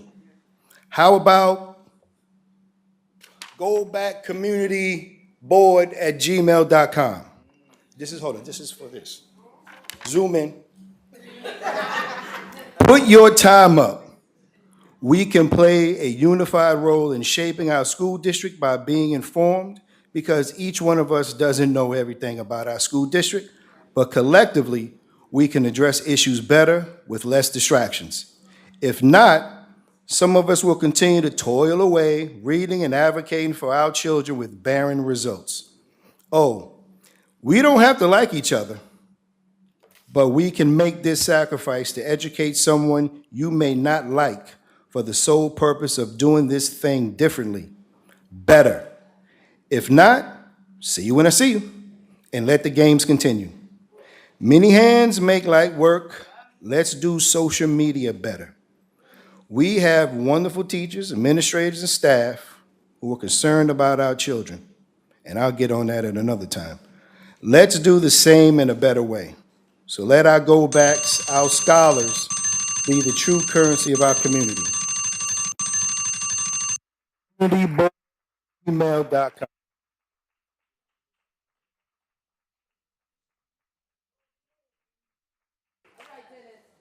Public comment for non-agenda items is scheduled to end at 9 o'clock. The last person signed up to speak, if they take their full time, is Tracy Wallace. The next person after that is Mr. Ray Harvey. Oh, pardon me, ma'am, I didn't see you back there. You're up.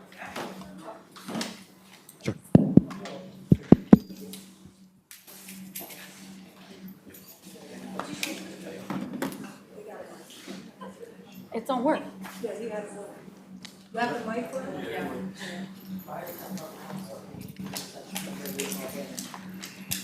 It works. It's on. It's on. Hello? Test. Okay. I just have to speak really loud, I guess. Okay. Hi, my name is Tracy. I live in the city of Newburgh. I would like to speak on the committees and the policies. Hold on. I want to begin with the school board committees provide a valuable service to the school district. They encourage the community involvement and assist the board in addressing specific needs. The purpose of committees is to improve efficiency and effectiveness by helping the board gather information and research. Committees also offer recommendations to the board and superintendent and provide a forum for community input on the district's decision-making process.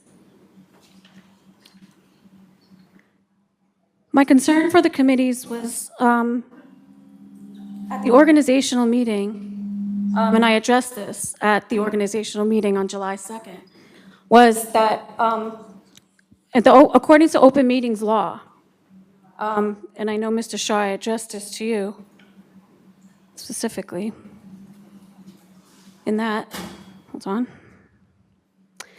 At least 24 hours prior to the meeting, any documents scheduled to be on the agenda which board members have received, which I believe board members did not receive, should be posted online for the public to see. You should not be in the dark about what your elected officials are discussing and voting on. And according to that, the committees that were assigned by Ms. Bello were not on the agenda, and those were not given to the board members. And therefore, I think that that should be rescinded. because it was a violation of policy, Ms. Bello. I also want to add that a few meetings ago, when you were a board member before you became president, I witnessed that the superintendent had added Ms. Onyx and another person to be recognized, and there was a document attached, and your concern was that you didn't have enough 24-hour notice to see that document. Therefore, they couldn't vote on it, and they had to have a special meeting because of it. Now, you knew the open meetings law then, but according to July 2nd, when you assigned committee members, you forgot that law. And so, Mr. Shaw, I was disappointed to find out that it was a violation. This shouldn't have been allowed to be voted on. And it should be rescinded. And I would appreciate if you do want the community to have any involvement in what the board does in the committees, the board should have the community should have the right to voice if they would like to be on these committees. Right. And the board should be the ones voting on who should be allowed in these committees. Thank you.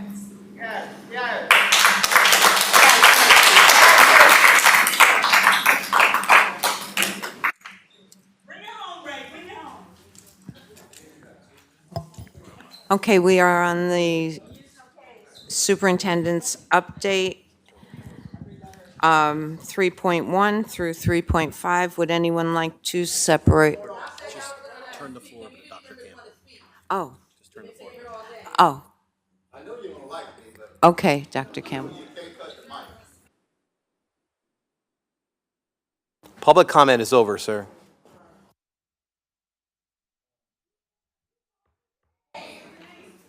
Point of order, Madam President. Point of order. At the beginning of this process, I talked about allowing individuals to speak. They're here to make statements. They're here to be heard. Hear me out. I believe there may be one or two more people that wanted to sign up that weren't able to sign up because of the congestion. No, not you. Because of the congestion outside. There was a new setup here this evening, and it was new to everyone. So I'm not comfortable leaving 2, 1, or 3 people who want to voice their opinions here this evening to be heard. So I would like for this board to allow those individuals to have their moment to speak. Mr. Howard, we have a very busy agenda, and we're done. We're going forward. Please. I would like to put a motion on the floor. I would like to move that we allow the 2 individuals who are here this evening, our regular speakers at our regular meetings, to be allowed to speak this evening. We're talking about another 10 minutes. I'll second that. Is there a second? Yes. Roll call. This is a roll call to allow the 2 additional people speaking on public comment. Ms. Mackenzie Boucher? Ms. Victoria Boucher? Yes.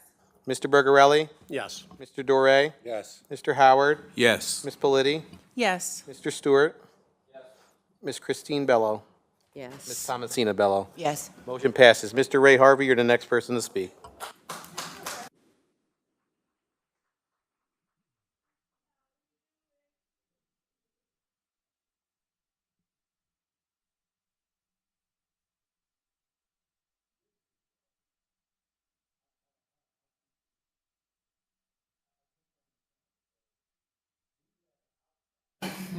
Take up 5 minutes of the people from the community could have used, and then to deny the community that pays taxes, live in this community, an opportunity to speak.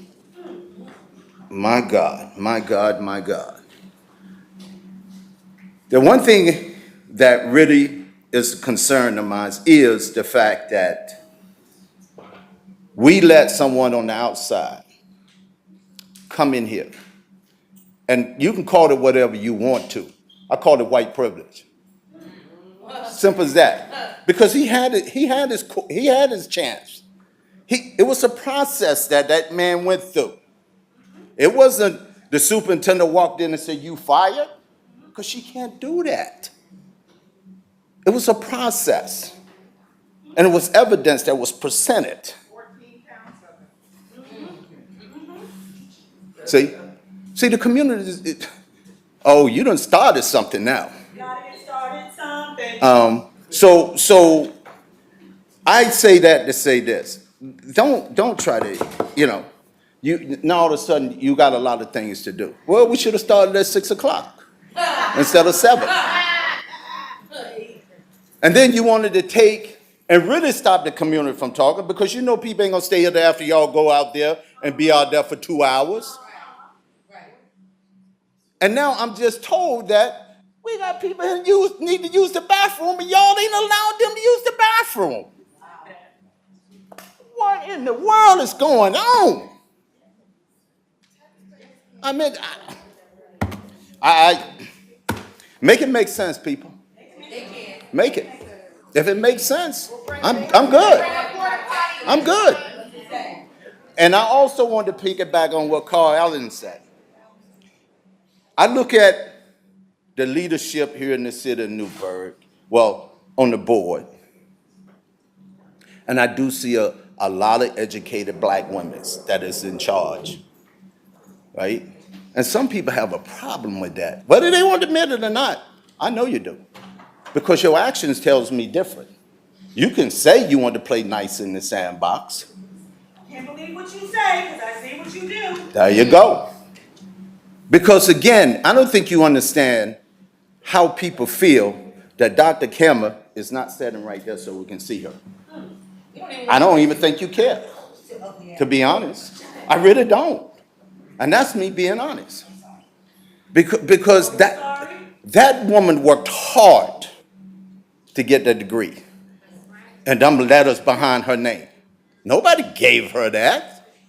Or any of her staff. They worked hard.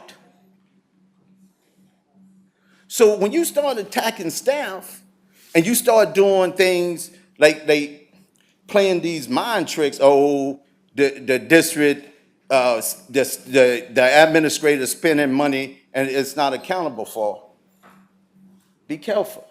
Be careful. Because it could cost the district a lot of money. Because these administrators are too smart for you to sit there and just let them just on their name. They're not going to do that. So you're going to have lawsuits. That is going to cost the district money that we need to put towards the kids. You know what I mean? And speaking of kids, when are we going to start talking about kids? That part. That part, you know what I mean? Because I haven't heard anybody talk about kids. All on social media, though.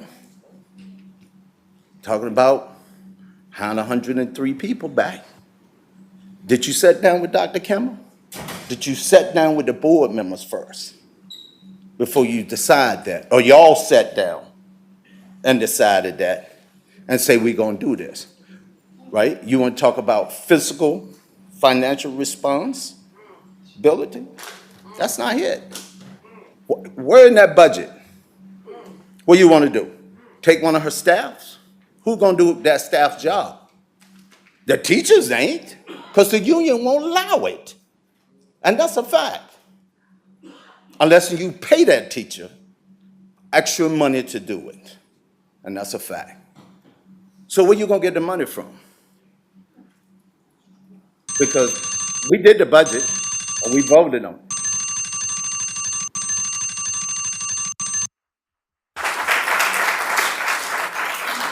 The last person signed up to speak is Ms. Tamika Stewart. Let's go, Ms. Stewart. Good evening once again. I just wanted to say that this is my first school board meeting, and I am so disheartened by it. This is a circus, and it didn't have to be that way. I'm hearing a lot of things that don't have to do with our children. And I'm looking over the agenda and I'm looking at these resolutions that you guys are proposing, and it is absolutely appalling. I just want to make sure that we understand what the priority here is. And if I may, just take just a couple of seconds. Are there any teachers here in the room? Any staff, administrators in this room? Please stand up. Please, Dr. Manning, please stand up. I need people to see that these are our teachers. Ms. Bunce, please stand up. These are our administrators and our teachers that are here that need to make sure that our children get what they need. And if people are not being respected for their profession, then we have a problem. So I want to say to all of you, thank you. Thank you for what you do every day. Thank you for showing up for our children. My daughter's math teacher is here today because her job is slated to be abolished. This is a problem. You are not an administrator. You are not a teacher. You don't understand curriculum development. You don't understand what it means for our children to have the budget that they need to make sure that our teachers are paid well, that they have positions, that principals have positions, that the superintendent has the capacity to be able to make decisions that are in the best interest of our children.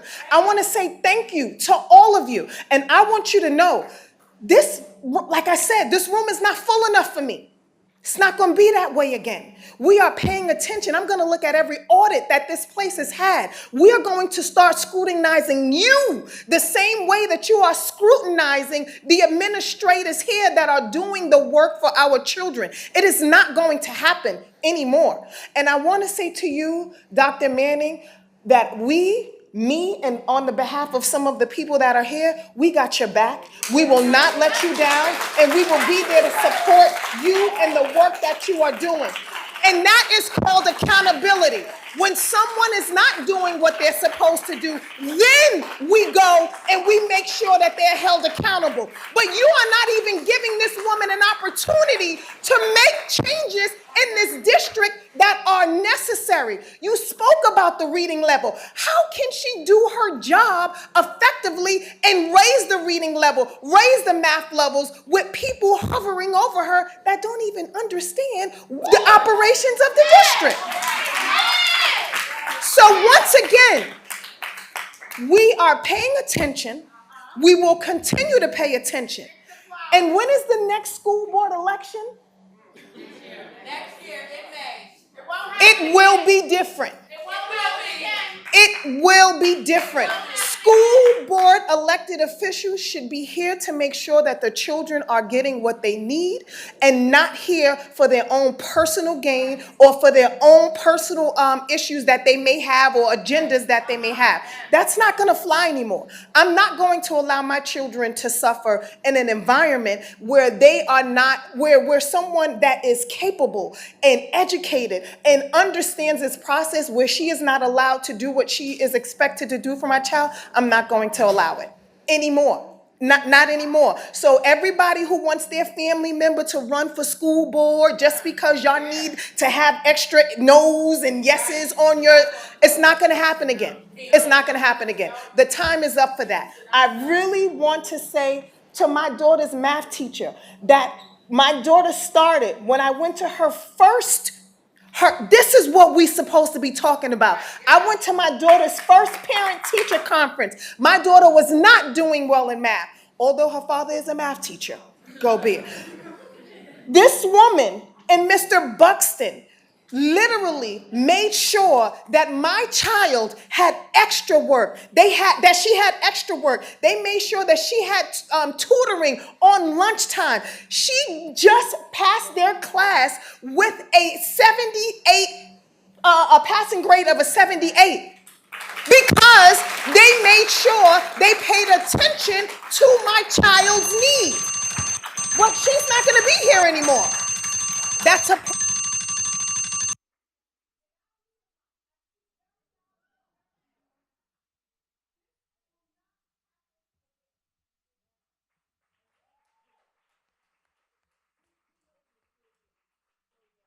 The public had to go all the way downstairs to the library to go to the bathroom? Who did that? Now you don't know. You don't know. Oh my God. Turn the floor over to the superintendent. Dr. Campbell. I wanted to speak, Madam President.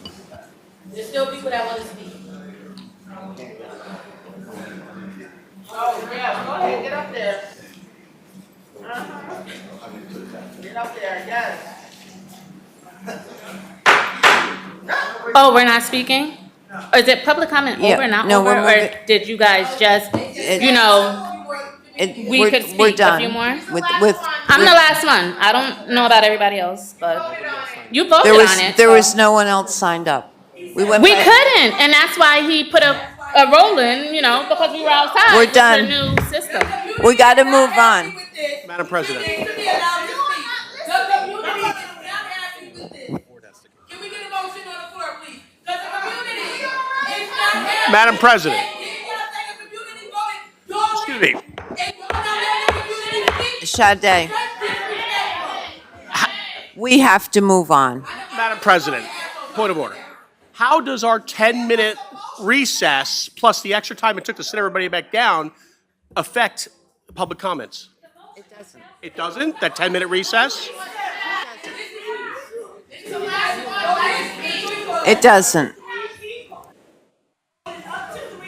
Madam President, I'd like to put a motion on the floor, please. What's the motion? I move that we allow this last constituent parent to speak. Second. Second. Roll call. There's a motion and a second to have one more person speak. No. Somebody has to make an amendment. The motion was for one more person, so somebody's got to make an amendment. No amendment. I would like to withdraw that motion. I didn't hear you. I would like to withdraw that motion. Why? And put a motion that we allow these last three individuals to speak. Second. Second. Second.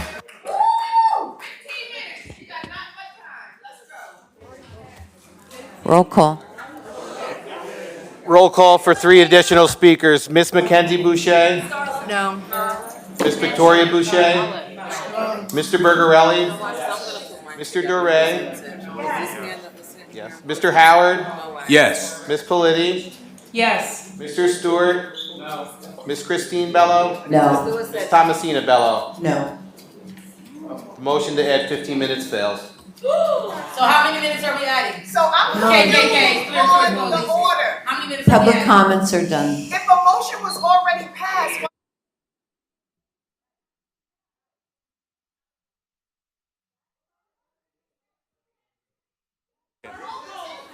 Turn the floor over to Dr. Campbell, please.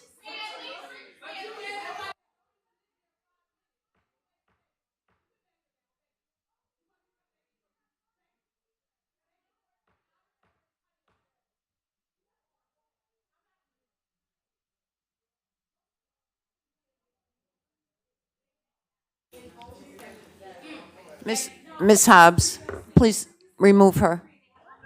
Thank you.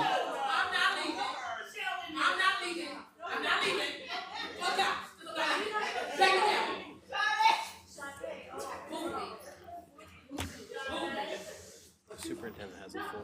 Madam President, I don't think that's a good idea right now. Please.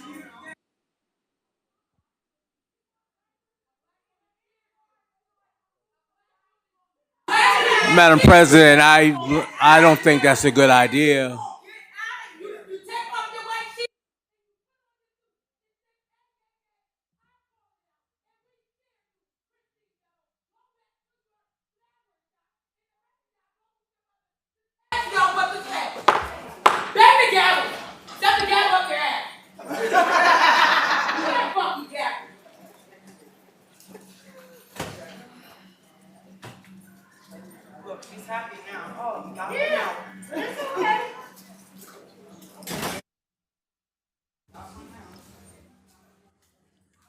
Dr. Campbell, you have the floor.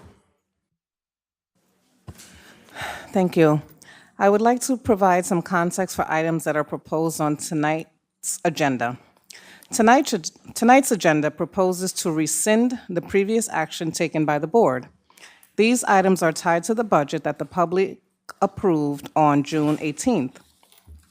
Regardless of who was elected or the platform they ran on, each board member has a responsibility to represent all members of our community. By rescinding resolutions that we have used, to balance our budget, it may be interpreted that we are disregarding the voice of our voting taxpayers, leading the district to be vulnerable to potential litigation. I feel as though it's important to do my due diligence in informing the public of the potential repercussions of the proposals here tonight. The Board of Education is free to vote how they wish. Tonight's agenda also seemingly proposes to target some of our employees as part of the assumed Tonight's agenda also seemingly proposes to target some of our employees as part of the assumed personal agendas of some of our Board of Education members. This practice is not only frowned upon, as it is unethical and negates the general hiring practices of the district, but it also once again opens our district taxpayers to lawsuits with financial consequences, not to mention the negative impact it may have on our students. As a follow-up to public comment that we received at the last Board of Education meeting, the district received the results of an audit conducted by representatives from the New York State Education Department that reviewed the use of the American Rescue Plan monies, the temporary COVID funding. The audit found that the district met the requirements outlined for proper use of the 5 federal funding streams. I feel as though I should reiterate a few things that have been shared publicly, but before seem to need restating. I have shared a letter on our website and local media with these points. I ask that our community read this communication in full for themselves. I would like to add something, and I want to be sure to note that I share these sentiments with the utmost respect for those who have volunteered their time for the Board of Education. Operating a school district is the role of the superintendent. That is just not here in Newburgh, but in many districts across New York State and throughout the United States. My team and I have decades of experience and years of experience in education that inform our decisions. The role of board members is to hire and evaluate the superintendent, establish policy, and adopt the budget. It would be irresponsible of me not to caution our board and our community of making uninformed decisions that will likely have drastic consequences for our taxpayers and, most importantly, our scholars. My hope is to work with our board collectively as professionals who are invested in the best interests of our scholars. I look forward to that concept being a welcomed opportunity to provide the best education possible for every child in our school district. Thank you.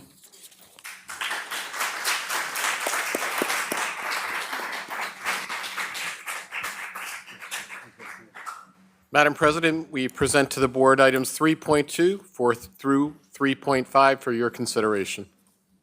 Thank you. Would anyone like to separate any out? No? Okay. Can I have a motion? Oh, I'm sorry, Fred. Go ahead. Yeah, I'd like to just separate item 3.3. I just have a question. Just ask a question.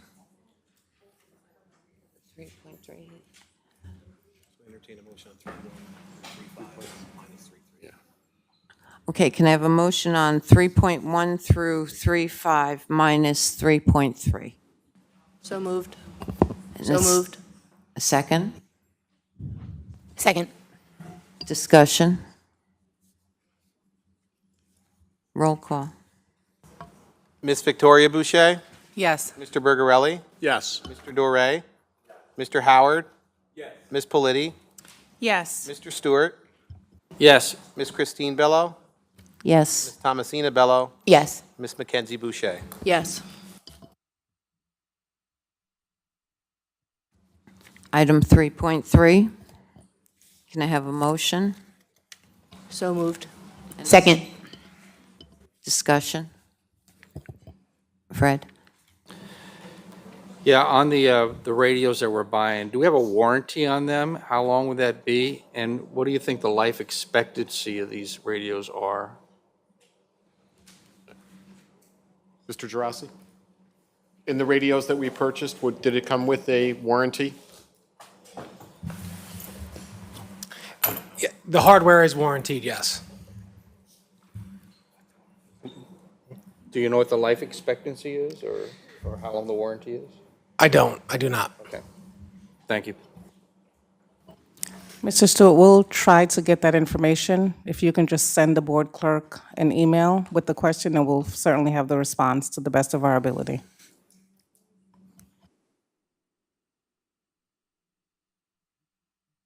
Roll call. Mr. Bergarelli?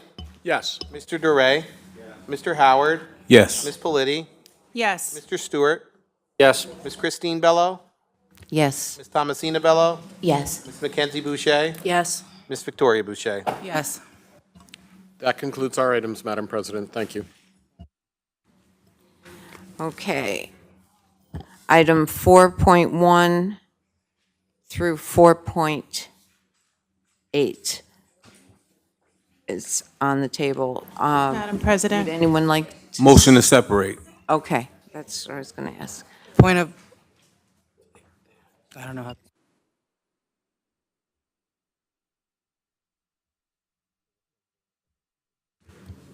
Motion to separate each item.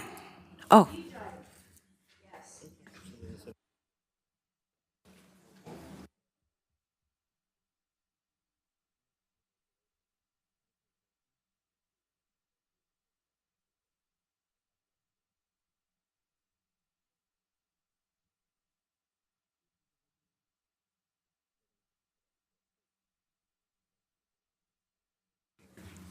Okay. So Resolution 4.1, resolution to rescind item 5.2, approved at the June 27th, 2024 meeting. Can I have a motion? So moved. And a second? Second. Discussion? Madam President, I would like to say something. So, I'm speaking as a board member, but I'm also a teacher. As an educator, I teach children to be upstanders, not bystanders, to follow the golden rule and treat others the way they want to be treated. Being a bystander means you are complicit. You are allowing it to happen. You're part of the problem. It's time for us all to speak up. Madam President, your portion of the agenda is abhorrent. This agenda was created without input from the entire board, only the members the president has chosen to solicit input from. The president made unilateral decisions to change the meeting time to better suit her needs, to reinstate positions that this approved budget does not have the money for, to overstep your role as trustee to make decisions of hiring and set us up for litigation. I ask where the fiscal transparency is in all of this. How does this help our district? How is cutting, your words, the bloated bureaucracy? How is this cutting the bloated bureaucracy? This is wild and reckless spending on your order, Madam President, which will drive us into insolvency. The agenda is not new. My colleagues, Ray, John, and myself were part of this playbook. We were recruited by the same people.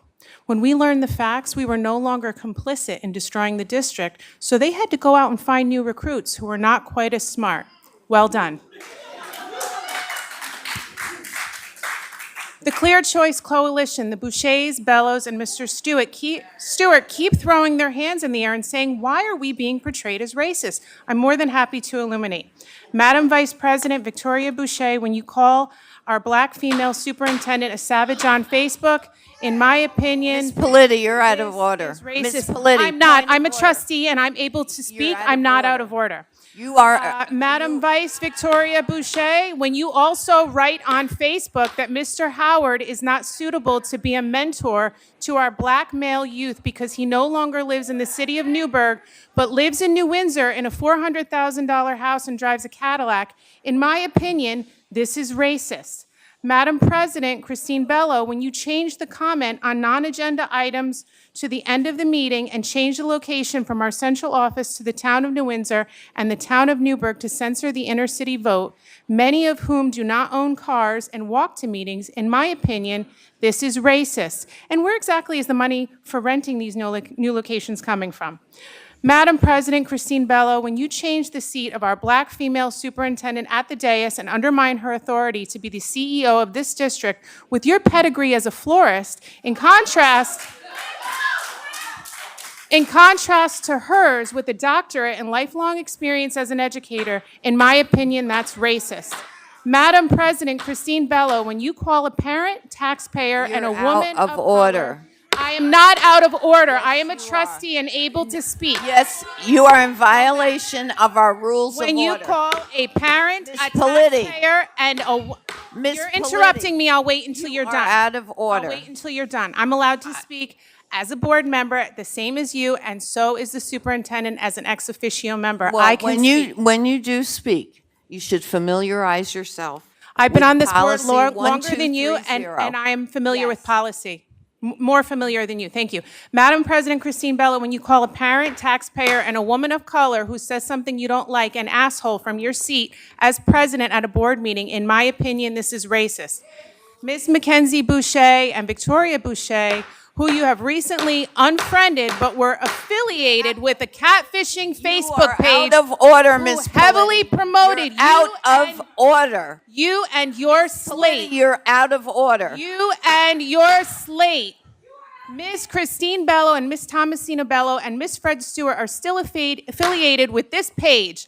On this page, Ms. Victoria Boucher has expressed the aforementioned comments I stated, in my opinion, is racist. On June 28th, the operator of this page, who may or may not have been here tonight, has, and I quote, called Mr. Phil Howard a house N with a hard R, and in my opinion, this is racist. I could go on, but I think I've made my point.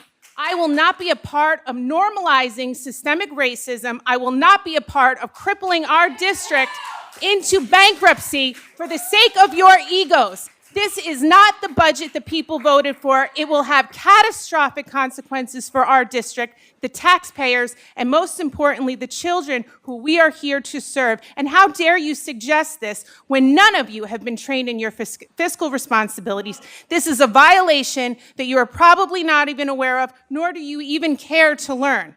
At the last meeting, Madam President, you said that the community knows your heart. You're correct. We do know your heart, and it does not value human beings. I think it's time for you to step down as president. You do not represent me or my values.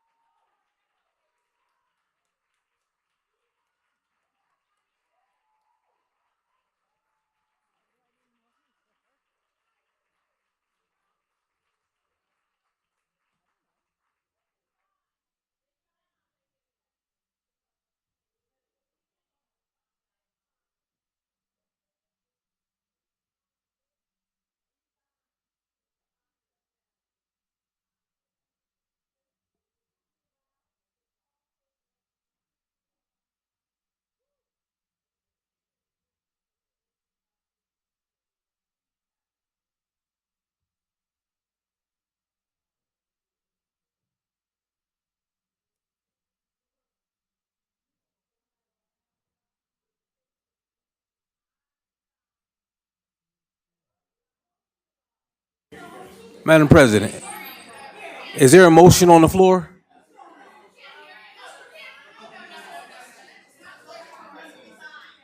If there's a motion on the floor, I think we need to address the motion.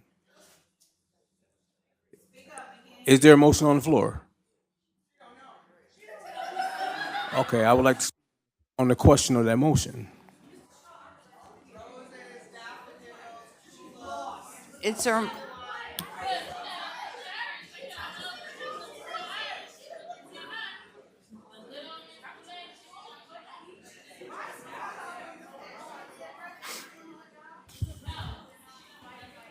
Can I have a motion.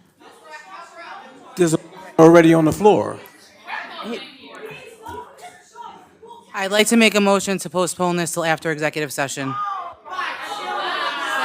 That's out of order. There's a motion on the floor. There's a motion to postpone. Right, and that needs a second. Can I have a second? Second. Second. Excuse me. Point of order. Point of order. Point of order. Point of order. Point of order. There is a motion already on the floor on the question. I was going to speak on the question. If she wants, if the Madam Vice President wants to speak on the question, she can call for postponement. But the motion is already on the floor. Now there's a motion to postpone it. And subsequent to that, there was a motion to postpone it until After a 5-minute delay. It is debatable. The motion is debatable. So Okay. now the motion to postpone asks for discussion. This is the motion to postpone, ask for discussion. Okay. Discussion on motion to postpone. Yes, Madam President. I feel it is not necessary to postpone this item. I think we need to discuss this item. And my question on the floor would have been to the superintendent, to the finance assistant superintendent, but she's not here. I don't know who's representing her tonight. But what is the economic impact of bringing this motion on the floor and passing? What would be the impact to the district?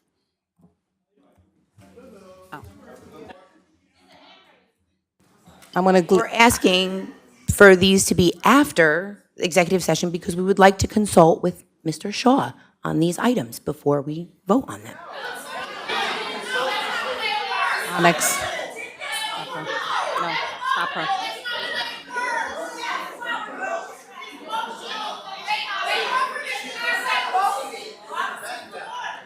Can I get an answer to my question, Madam President?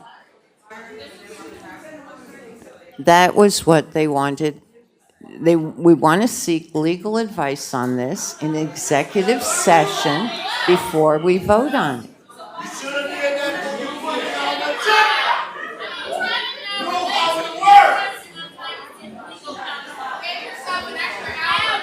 Is there any more discussion on the postponement?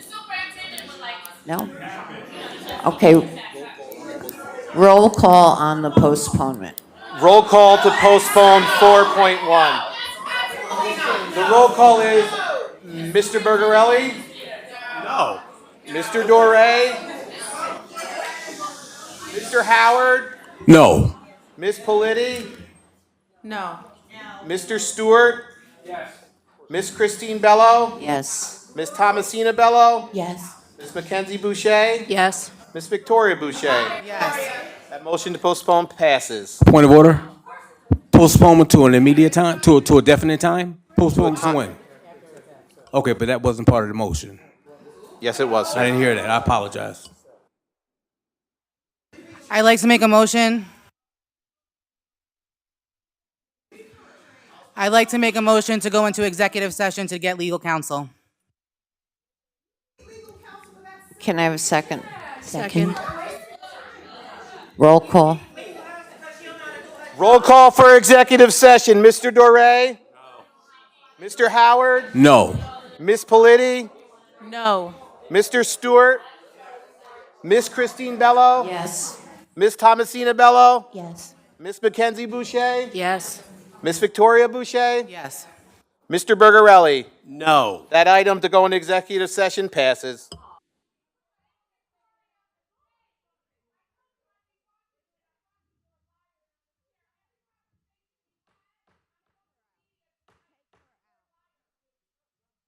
You're a liar! Your mother's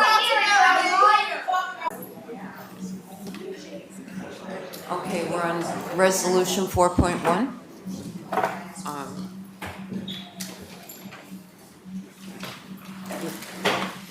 I'd like to make a motion to table this. Second.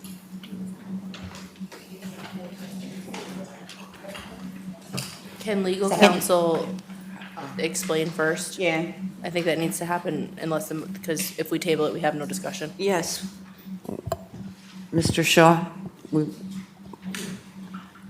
Okay, the board received legal advice in executive session, and the motions that are now going to be entertained are informed by that advice. So. Okay, this is a motion to table on 4.1. Roll call. Ms. Politi? Yes. Mr. Stewart? Yes. Ms. Christine Bello? Yes. Ms. Thomasina Bello? Yes. Ms. Mackenzie Boucher? Yes. Ms. Victoria Boucher? Yes. Mr. Bergarelli? Yes. Mr. Doré? Yes. Mr. Howard? Yes. Can I have a motion on 4.2 So moved. and a second? Motion to table, correct? And Second. okay. And it's a motion to table. I'd like to make a motion to table. Second.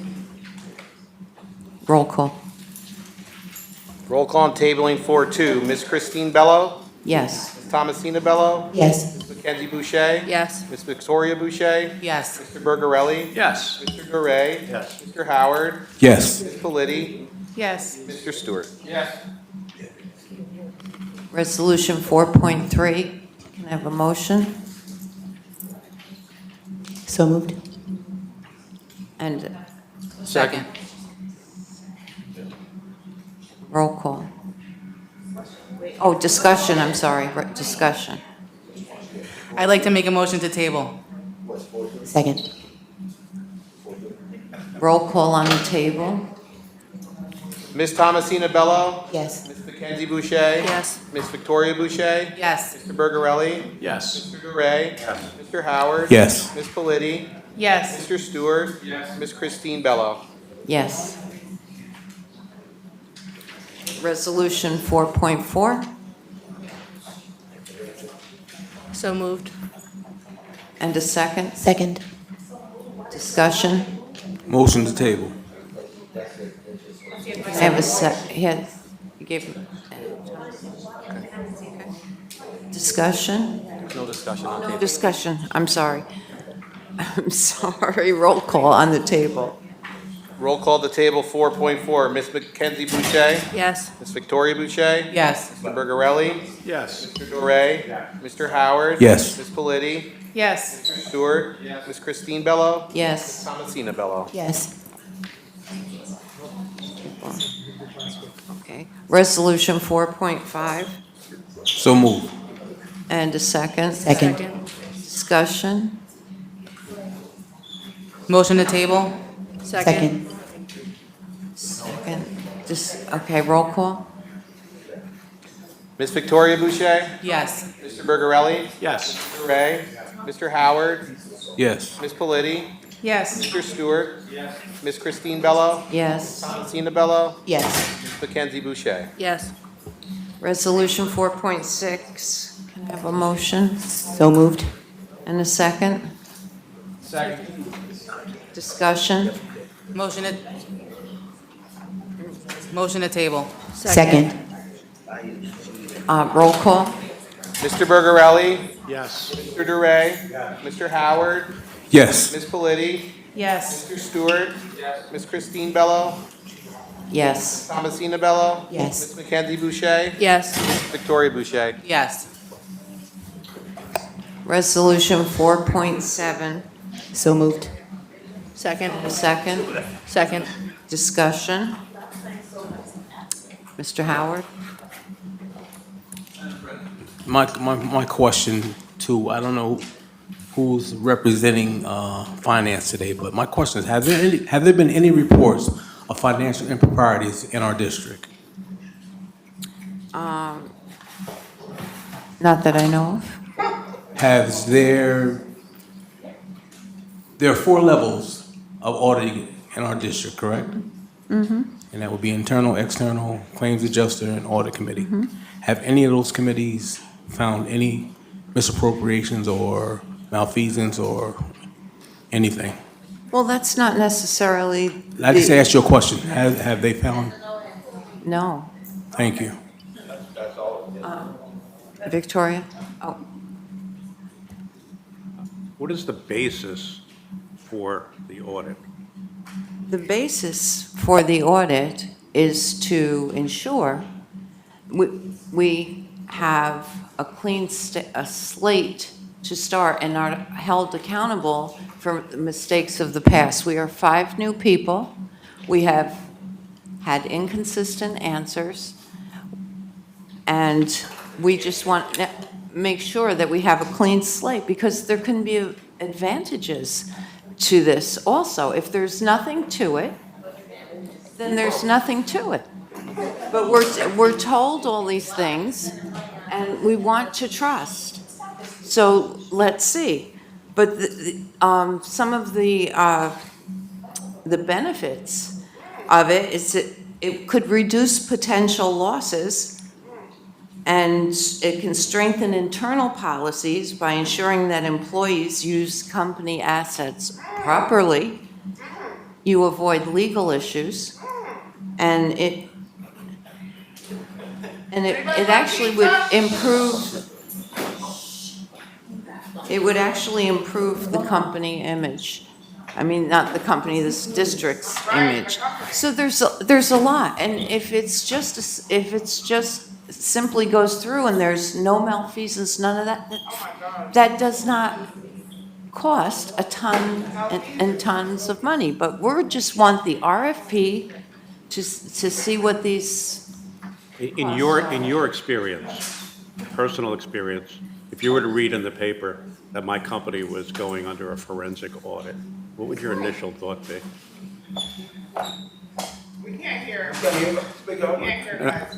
What would your initial thought be when you read that an organization is undergoing a forensic audit, when that same organization has survived and passed every regulatory audit that's required for several years in a row, when there's no impropriety that you could see? What is the purpose? How would you view that? I'll answer my own question. If I read something like that, I would say somebody must be doing something wrong. Whether you like that or not, that is the image a forensic audit puts out to the community. And that's how it'll be spun. They're undergoing a forensic audit. Someone might even run to the paper and say, we're going to have a forensic audit before we even vote on it. That could happen. I don't understand the basis for it at all. Well, to me, it doesn't necessarily connotate something automatically negative. I mean, the thing of it is, we're told all the time, everything's on the up and up, everything's fine. Then why is there such outrage over the thought of having a forensic audit? Excuse me. Let me answer that. The reason is because the newer board members have been here for a couple of meetings. By your own admission, you haven't reviewed a single audit, so you don't even know where to look, but you want to go and do additional audits. I would suggest review the audits we have, sit with the financial people who prepare the audits, review the purchasing policy, see how checks are made, see how checks are deposited, see the financial process, and then that's when you do a forensic audit. You go through that whole process and you say, I want to audit this section of the finances. You're just shotgunning it. We're gonna just audit the district. No one knows what that means. That's not a forensic audit. Forensic is finite. It's a section. But that's not what you're asking. So in Mrs. Roaring's absence, I do spend a lot of time with Mrs. Roaring being the technology director. We often communicate about a lot of different things. For the community, on our website, under the Business and Finance Division, it shows that we have an AA3 rating with Moody's. It also shows you, because there was a comment that was made in terms of why we switched auditors, and there, Mrs. Roaring tells the community the reason why we did an RFP for an external auditor last year. because the district's short response is that would increase the testing size sample, welcoming additional scrutiny to our books, additionally bringing forward a new lens with the district's financials review. We knew and we were well aware that we were going into a fiscal time that was going to require more scrutiny, and that we looked in every crevice to make sure that we were making the best financial decisions. So that information is there to be reviewed. And as well, I'm sorry, I'm forgetting one thing. The financial oversight that the New York State Education Department and the Comptroller puts over any educational institution is very scrutinous. And one of the things, as a part of Audit and Finance Committee, every year the district undergoes a targeted audit. And within that audit, those findings are made public to the Audit and Finance Committee and to the public. So that is done annually. We have to by law. It's a part. There's corrective actions the district must follow if there are things that are found and they found within that audit. And they cover various areas throughout district finance. So those audits are available. They're public. They're on our website. And basically, oh yes, the fiscal stress. Thank you, Mr. Forget. We also have to, if there is a concern about our finances, SED automatically puts a fiscal stress survey. We have never, even with all the different things that have gone on over the last couple of years, we have not ever been subjected to that. And that's a part of the individuals that are sitting around this table to ensure that fiscally the district is in a sound place. Thank you. Thank you. So, Madam President, you just admitted that there's been no reported improprieties, right? Right. And you want a clean slate, although there are no reported improprieties, right? Go ahead. No, right, yes or no? Right. Yes. Right. You just stated that you want a clean slate, although there have been no reported improprieties, correct?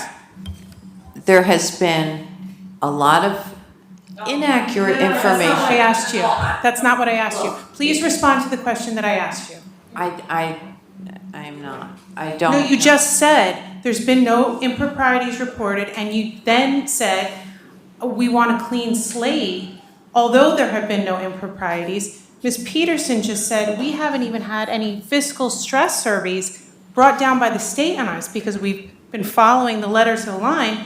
You haven't been fiscally trained. You have no experience in education, but you feel that this is important to spend the taxpayers' money on instead of the children. What? You're here.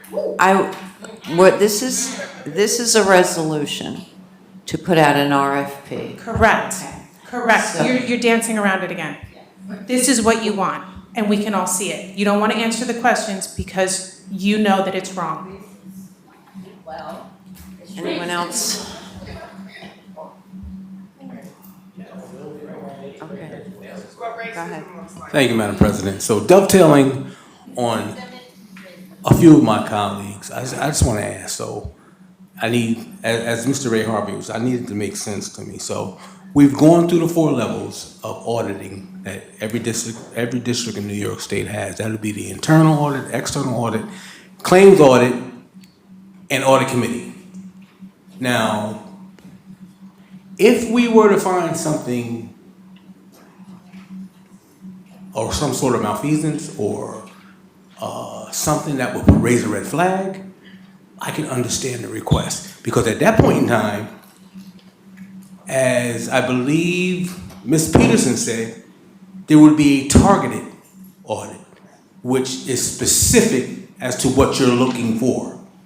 Without having a targeted audit, it's a shotgun method, and they have to do something that's going to cost the district an enormous amount of money, which is going to be taxpayer money, which is going to be something that's taken away that we can spend, taken away from money that we can spend on our scholars. So my question to you, Madam President, with the absence of you finding no stressors, how do you stand behind this request? I stand behind it because there is so much that is not transparent to us. Such as? Okay. Such as inaccurate information, different things changing around, no willingness to answer. We have no. Give us 3 things. Specifics. Okay. Have you sat down with finance, Ms. Peterson, Ms. Roaring, and had those discussions? No, I did not. Come on, Victoria. Come on.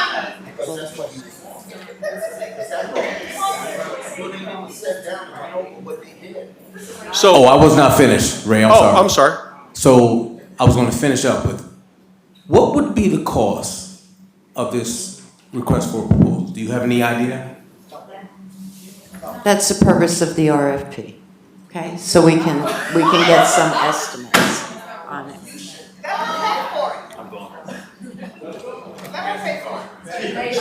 Madam President, so you, for several times over here, you've mentioned inaccuracies. Can you go ahead and give us some examples of some of those inaccuracies, expound on it a little bit, because we do have some experts here. We don't have Ms. Roaring, but maybe you can go ahead and ask them to explain some of those inaccuracies. And at what dollar threshold, when we get this RFP, will you say that's good, we can spend that, or we're not going to spend that? Do you have a line in which, you're willing to spend?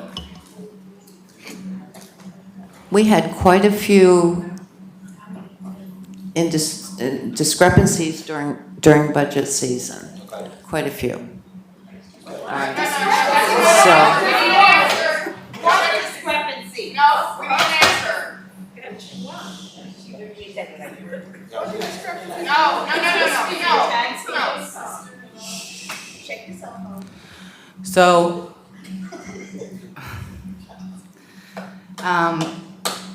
I'm going to preface what I'm about to say with this, is that I think there are too many questions right now. Ms. Roaring is not here.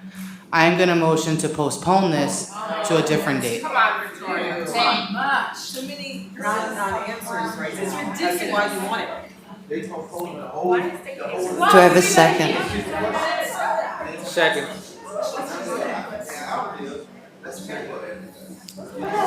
Roll call. Motion to postpone 4.7, Mr. Howard.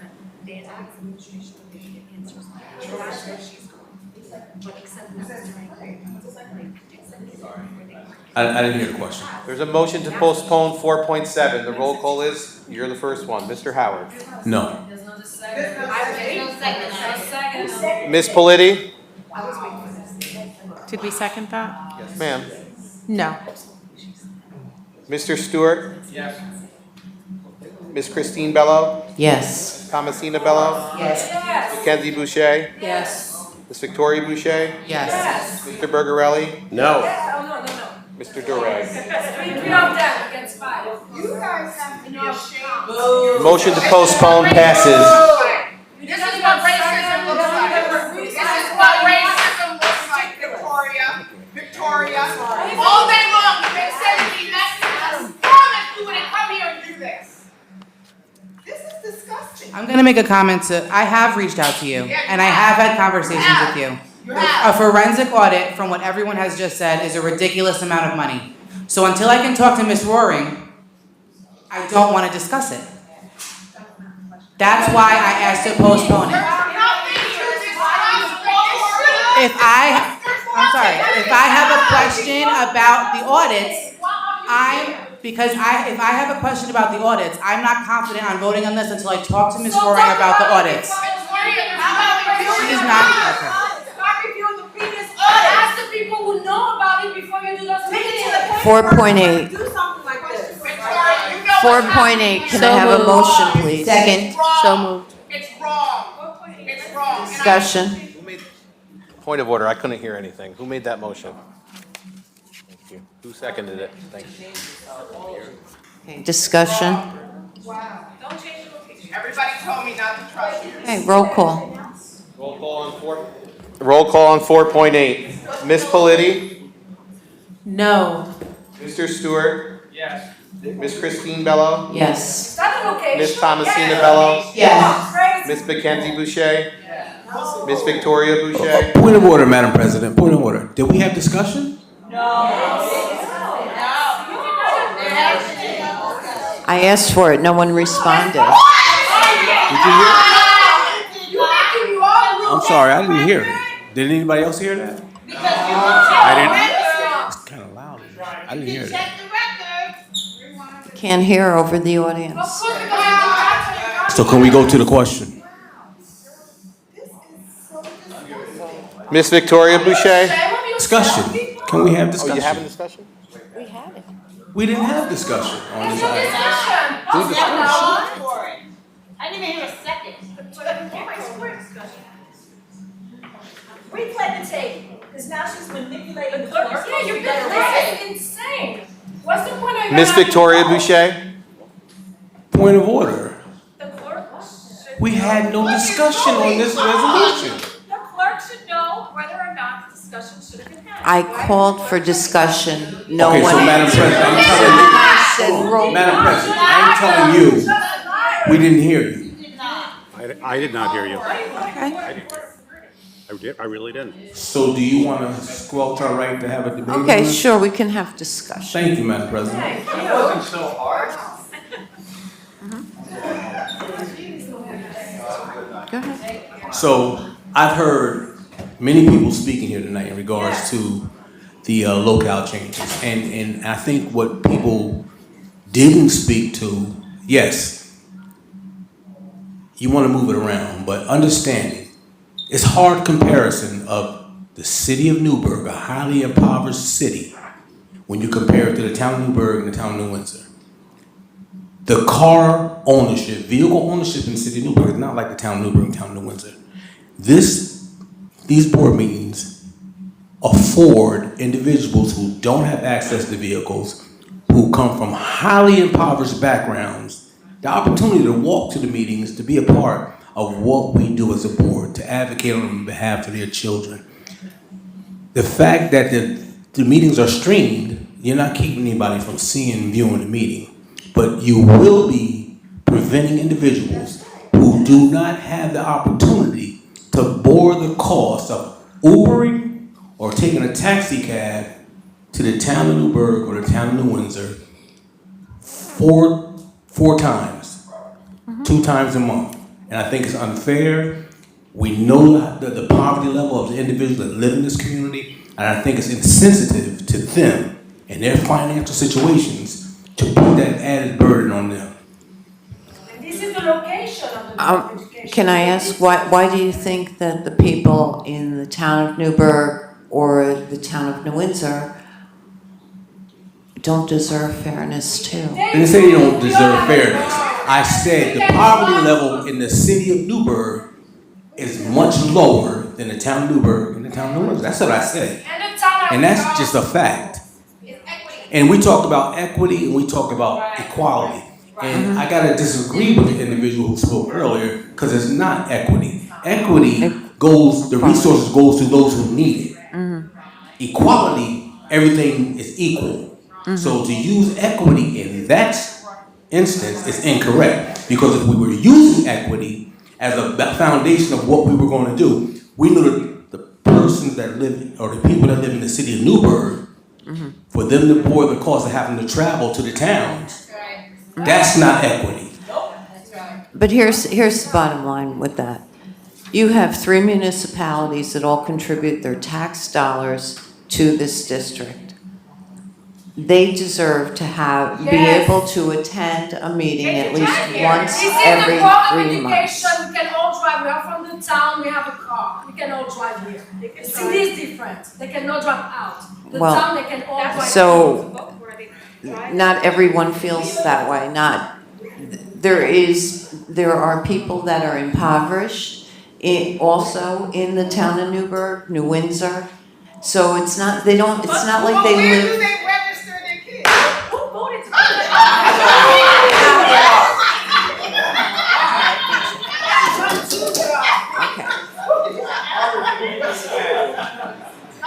It's not a women call question. Roll call. People have their hands up. We're in the middle of a discussion. Go ahead. Thank you for allowing me to ask a question. I don't think this is the worst idea in the world, I really, really don't. But when did we have taxpayers come in here and ask for this kind of setup? The equity question, absolutely, you have equity completely wrong when it comes to that. And the dollars that were spent just on refurbishing this room, the audio and visual system in this room, this is the headquarters of the district. So why wouldn't we have it here? And we have had meetings at other locations. We had it at NFA Maine. I can tell you the people up on the stage, we couldn't hear anything that the crowd was asking us, even on mic, because as stages do, speakers face out, not to the people on stage. Logistically, I don't think it's a good idea. I don't think it's necessary. We had one person who really liked it. Everybody else was like, no, thank you. I don't think it's the worst idea in the world, but I really can't see who's asking for this, why we need it. How about the constituents in the towns are asking for What it? people came and wrote emails and came to meetings. I live in the town. Some of us over here live in the town. We all came here, and I haven't heard a single person say, we need this. So this was a unilateral decision instead of asking what we thought, asking the professionals what they thought. And like I said, no one ever asked for that. I guess I'll approach it from a cost standpoint. Who have you spoken to within the district to determine the additional cost to regarding picking up the road show and going to all these different places, paying additional overtime, additional security, moving the whole AV system? Who have you spoken to in the district to get a handle on that? Well, I spoke to Mr. Forget. He said it's doable, and I think we should be able to do it. I asked about cost. Did you determine, you're very financially oriented that we want to save the taxpayers money. Will this move save money? We'll have to get that estimate. That's when we should bring it back to vote on it. I'm really surprised at the sudden fiscal responsibility. I mean, where was that concern when we were giving away $35,000 raises? I mean, this is not going to cost that. Oh, so this is retaliatory? So this is retaliatory? Can we call the question, please? I have one more question. Call the question. On the question. Roll call. On the question. Motion to table. On the question. The last thing I want to ask, because I've been at different locations, I've been on this board quite some time. Are you aware that the acoustic level in some of these other locations are not good, but bigger than that? Are you aware that those auditoriums don't have air conditioning for summers? Do you know that? Did that cross your mind? Did it cross your mind? I've been in different schools. They all seem to have air conditioning. So I will defer. I will defer that question to our buildings and grounds, Mr. Velez. Can you tell us what the setups are in those buildings, Mr. Velez? This is the only auditorium that has the sound system for the board meeting. NFA Maine, you can do a board meeting, but the board sitting on the stage will not hear the question because the speakers are facing forward outside. If you want to do it in another school, you can bring the equipment from here, but we have to move the equipment to the schools. Are those locations air conditioned? Only NFA and this building are air conditioned. In the town, those locations where we normally would meet, because I know we've met at the Hills, are there any air conditioners in those locations? No. Thank you. Anyone? Motion to table. Do I have a second? Come on, Victoria. Roll call. Come on, Victoria. This is a roll call on tabling 4.8. Ms. Politi? Yes. Mr. Stewart? No. Ms. Christine Bello? No. Be who they Ms. said Thomasina Bello? No. Ms. Mackenzie Boucher? Ms. Victoria Boucher? Yes. Mr. Bergarelli? Yes. Mr. Doré? Mr. Howard? Yes. Thank you. That item to table passes. Thank you. Wait, no, the kids got wait.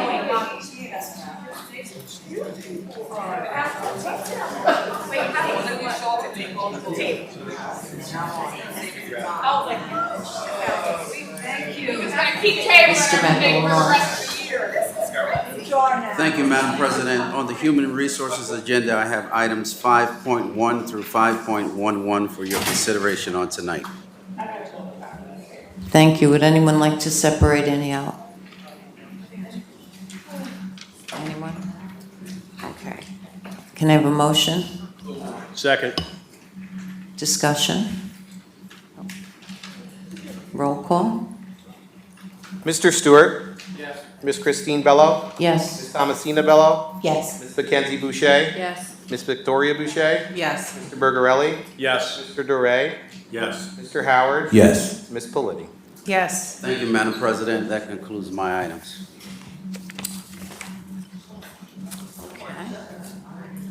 Okay. All right. And for finance? So for Ms. Roaring tonight, I have 6.1 to 6.10 for your consent. Would anyone like to separate any out? Can we separate out 6.2, 6.3, 6.5, and 6.6?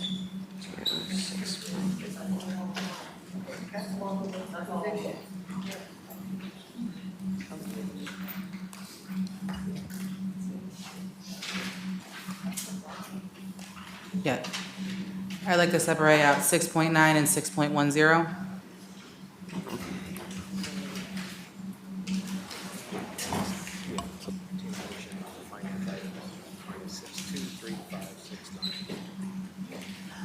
Okay, motion on the finance items minus 6.2, 6.3, 6.4, 6.5.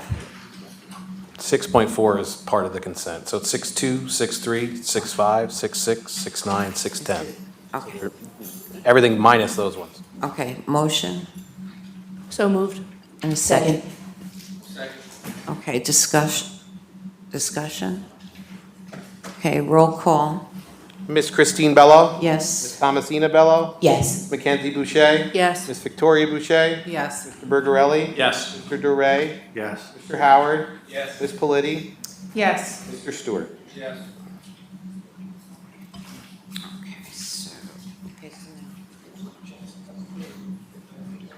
Okay, can I have a motion on 6.2? So moved. Second. Second, okay. Discussion? Mackenzie? Do we have the contractor here, or the architect? Yes, they've been waiting. Sitting over there, okay. Does the RFP include delivery and installation? And if it doesn't, have we accounted for it in, like CS ARC's funds? Hold on, we'll answer on the floor. We'll answer up here. And then we'll confer with them as well for certain things, but we just wanted to make sure that you're aware that they did come on January 23rd, but they gave an update on 6/11 on various projects. I also want to make the board and the community aware that the capital project under Mrs. Roaring and Dr. Manning's leadership has done tremendous things in terms of trying to move the phases of work forward throughout the district, as well as facing many emergency projects, including the roof repair, locker room project, concrete repair. And we also, in the midst of this, in the beginning of her time here, an emergency pool repair.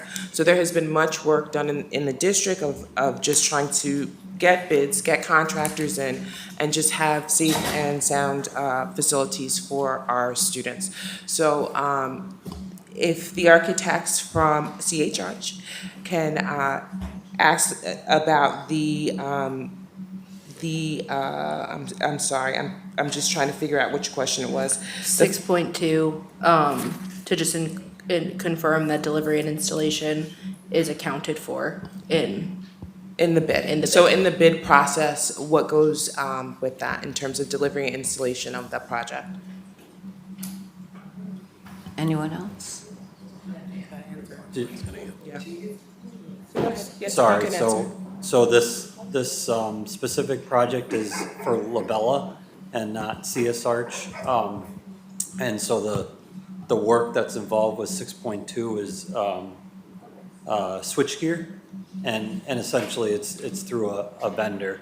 So there would be another contractor brought on board at the point in which that material shows up, and they would execute that work. So there is money in the funds for the project itself, but it's not part of this vendor-specific proposal. So this RFP is specifically only for the product, but we've accounted for D&I elsewhere. Correct. Okay, thank you. And then I do have one other question. The last update, it looks like, to Proposition 5 was a few months back, that spreadsheet. If we can just be given an updated one with all the work that's going on. So that last update was in June, and currently, as you can see, we're out to bid right now, and we're trying to begin work and start work. So some of the things to be updated, as you can see, if you're in around the community, we're doing work throughout the district, and usually those updates come in the fall at the recommendation of the architect, if there's different things that they need to be move forward, and also recommend to the board. Thank you, Madam President. So I need to ask, so I've been doing around this from the beginning, and I know we've had some delays, and I know we've been backed up, but do we have any idea what the timeline is for this project to be completed? Well, there's several projects right now that are going on. So I know that we are, and my team over there is going to answer if I'm wrong, right? You're going to correct me if I'm wrong. You know, we are still trying to make sure that we close out 2 of our projects. We are beginning New Windsor. We're trying to get CTE underway. You guys are going to correct me. We're in the bidding process of that. We have HVAC work. There's 3 phases of the HVAC work. We're in the first phase that requires some, which is I know one of the agenda items this evening, that is going to require some transformers and different things to prepare our buildings for HVAC.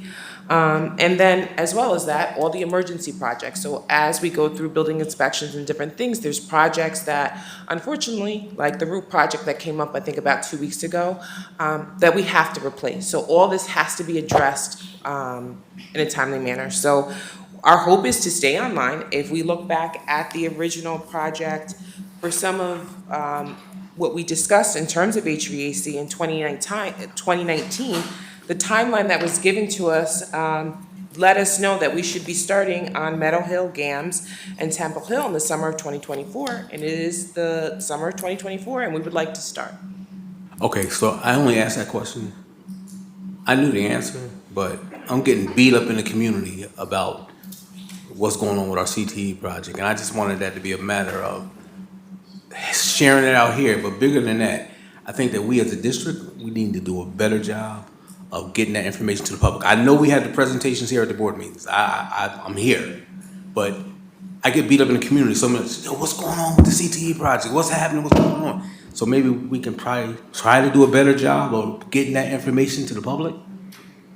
I think I want to respond to that. I think we falter always to only responding to parents, and we don't necessarily respond to the community at large. So that is something that we need to do and push out a little bit more, because we need to also, you know, there's a lot of misinformation that's out there, and we need to make sure that the community at large has the appropriate and correct information, because what we don't want to do is put something out there or not put something out there thinking that, you know, folks know because they're internally in our district. So I think that's what we need to do. And I say that to you, Dr. Campbell, because just to let you know, people are excited about this. I know. CTE, they are excited. They can't wait. And, you know, that's why I asked that question. Yeah, we're looking forward to it. And I think we have an architect that's anxiously waiting to give us an update on the CTE, where we're at. So finally, and we know the community has been desperately waiting for this project. And as you'll see on the agenda, Resolution 6.3 is to award the contract for the construction of the CTE building. So after tonight, we'll be breaking ground. And we are on track and still on track and scheduled for the opening of that program in September of 2026. Thank you. Now I don't have to tell people. They heard it here. Mr. Stewart. Yes, on that CTE project, I know there's just no provisions for solar panels. I mean, it's a large flat roof, and it probably would offset a lot of the electric for it. And I wonder if we got proposals for that. That is certainly something we could explore. There isn't currently solar positioned for the rooftop of the building, but certainly we could look into that. A large portion of the middle of the roof is dedicated for all of the rooftop equipment that will serve the building and serve to heat and cool that building. But we could certainly get back to the board and look at that option. You do obviously have solar on a lot of your other school facilities as part of a previous EPC. Thank you, Madam President. And I hate to be a wet blanket, but I've said this at different junctures from the start of the process. Are we ensuring that the minority, blacks, women enterprise, that we're being inclusive, that we're making sure that local workers are going to be on this job and that it is diverse and that it celebrates the diversity of this community, that we hire some local workers and that we have a fair representation of what this community looks like working on these projects. I know I said it so many times, and I've been told that that conversation was supposed to be had with our finance department. I'm just curious, is that still something that we will ensure happens? Because, as I said before, when the last big project through this district came, and the questions came after the fact, people said, when we do it again, we'll make sure that happens. We'll make sure that that's given consideration. And I think it's just so important to the people that live in this community.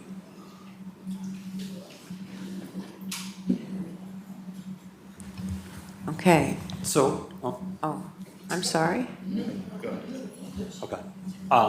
So there has been conversations with the local building trades council about getting local participation and local groups involved with the project, not just local companies, but minority and black communities as well in terms of that participation. Also, we're in discussions with the contractor who's on the recommendation letter for this project to get local talent and local contractors involved with this work from the city of Newburgh. So those discussions have happened through the bidding process as well as up to where we got to the award.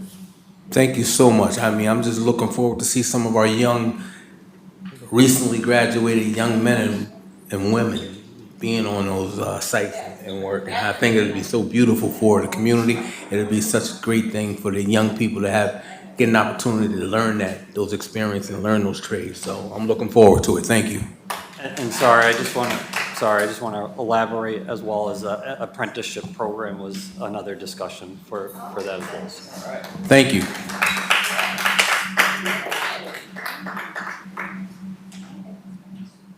Any further discussion? That's it? Okay, roll call. Roll call on 6-2. Ms. Thomasina Bello. Yes. Ms. Mackenzie Boucher. Yes. Ms. Victoria Boucher. Yes. Mr. Bergarelli. Yes. Mr. DeRay. Mr. Howard. Yes. Ms. Politti. Yes. Mr. Stewart. Yes. Ms. Christine Bello. Yes. That's how we do it, folks. The work of the people. That's how we do it, folks. Could have been home hours ago. Resolution 6.3, can I have a motion? So moved. Second. And a second? A second. Discussion? Mackenzie? My first question is just on Pike's 2024-24 bid qualifications questionnaire. They noted that they had some questions that hadn't been answered, so I just want to confirm that they were answered to their satisfaction. So as a part of any request for proposal, sometimes vendors do have questions as a part of the process. We are mandated to answer those questions, and those questions, David, forgive me if I'm wrong, were responded to by legal. Correct. They've all been reconciled. Thank you. And then just another question. Since this is a base bid, can we just discuss like what our points of potential extended amounts of money beyond that base bid. I just want to be sure that we're aware of, what could come. So with any type of project with the scope, there may be things that do come up along the way, and that is the relationship that we have.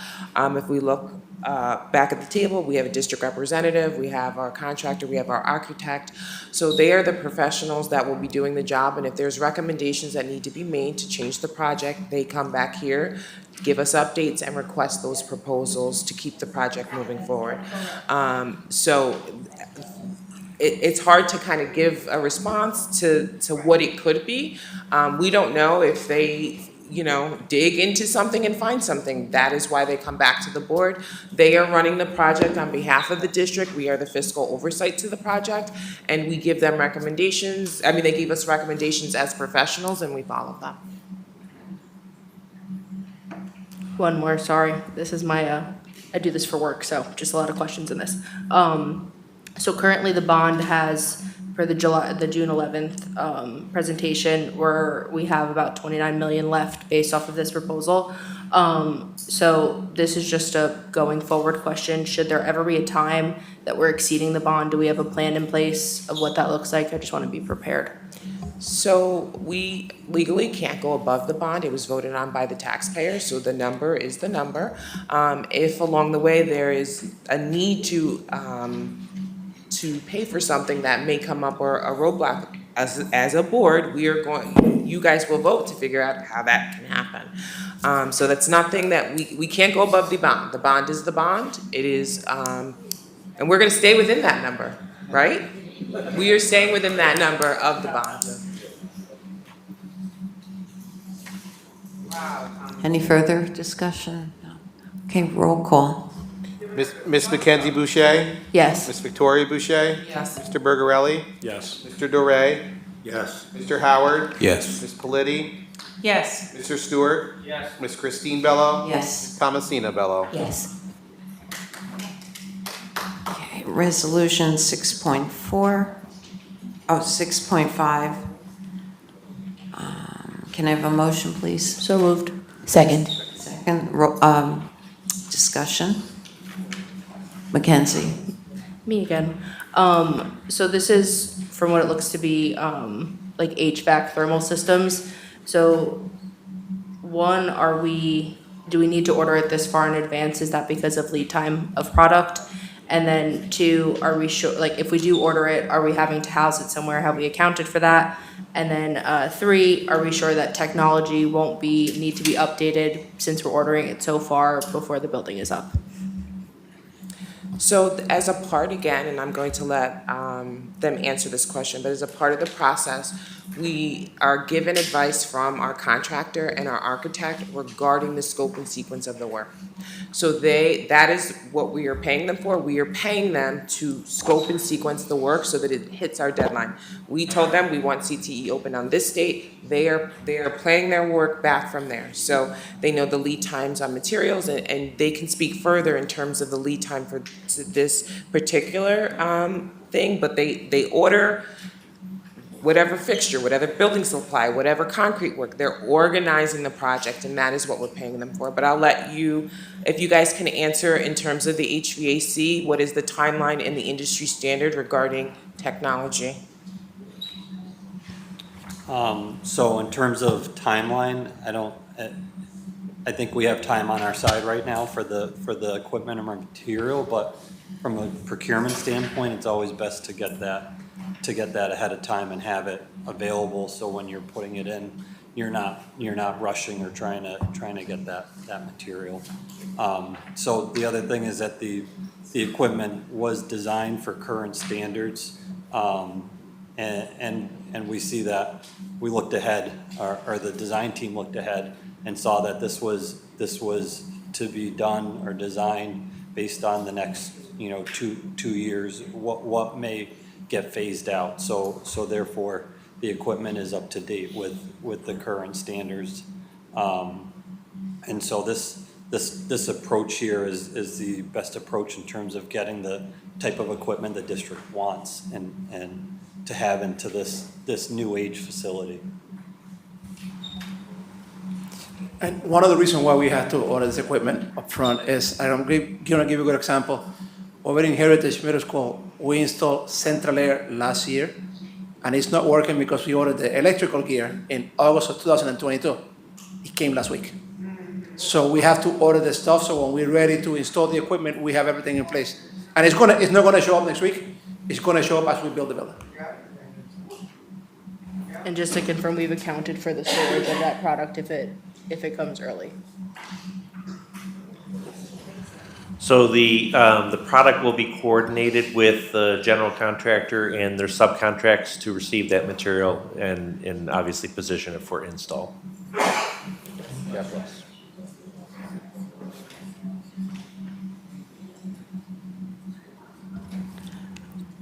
Okay, roll call. 6-5 roll call, Ms. Victoria Boucher, Yes. Mr. Bergarelli, Yes. Mr. DeRay, Yes. Mr. Howard, Ms. Politi, Yes. Mr. Stewart, Ms. Christine Bello, Yes. Thomasina Bello, Yes. Ms. Mackenzie Boucher. Yes. Resolution 6.6, can I have a motion? So moved. Second. Discussion? Anyone? Okay, roll call. Mr. Bergarelli, Yes. Mr. DeRay, Yes. Mr. Howard, Yes. Ms. Politi, Yes. Mr. Stewart, Ms. Christine Bello, Yes. Thomasina Bello, Yes. Ms. Mackenzie Boucher, Yes. Ms. Victoria Boucher. Yes. Okay, resolution 6.7, can I have? Point of order. Point of order. So we just voted on 6-6. The next one is 6-9. Oh, 6.9. Okay. Resolution 6.9, can I have a motion? So move. Second. Discussion? Victoria, I'd like to motion to table this item. do I have a second? A second? Oh, okay. Okay. Roll call. Tabling 6-9. Mr. DeRay? Mr. Howard? Ms. Politi?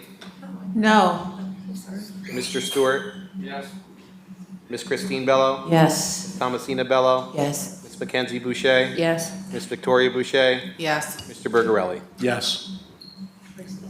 Okay. Item 6.10, can I have a motion? So moved. And a second? Second. Discussion? Victoria? I'd like to motion to table. Second. Roll call? Mr. Howard? No. Ms. Politi? No. Mr. Stewart? Yes. Ms. Christine Bello? Yes. Thomasina Bello? Yes. Ms. Mackenzie Boucher? Yes. Ms. Victoria Boucher? Yes. Mr. Bergarelli? Yes. Mr. DeRay? No. That item passes.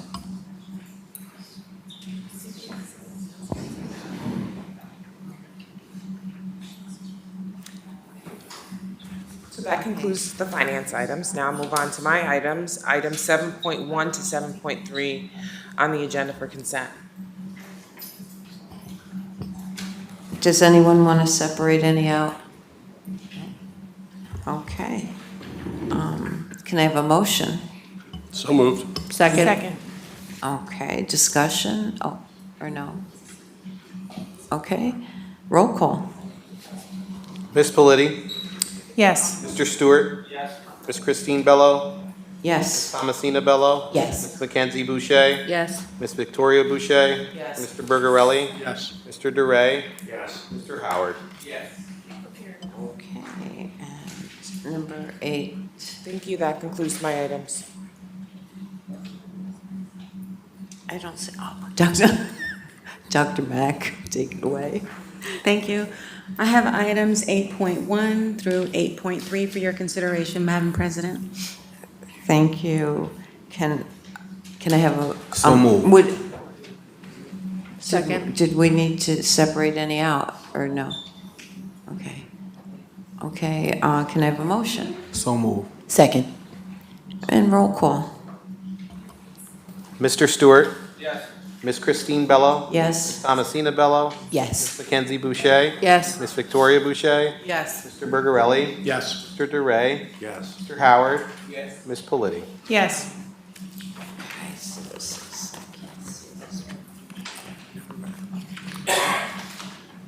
9.1.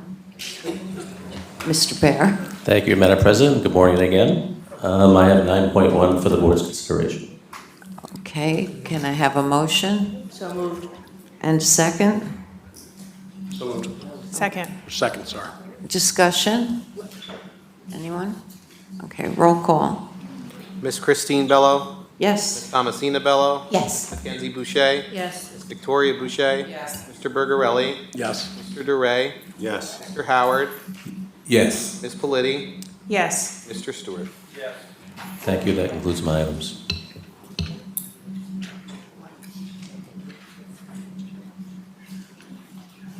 Can I have a motion to adjourn? So moved. Second.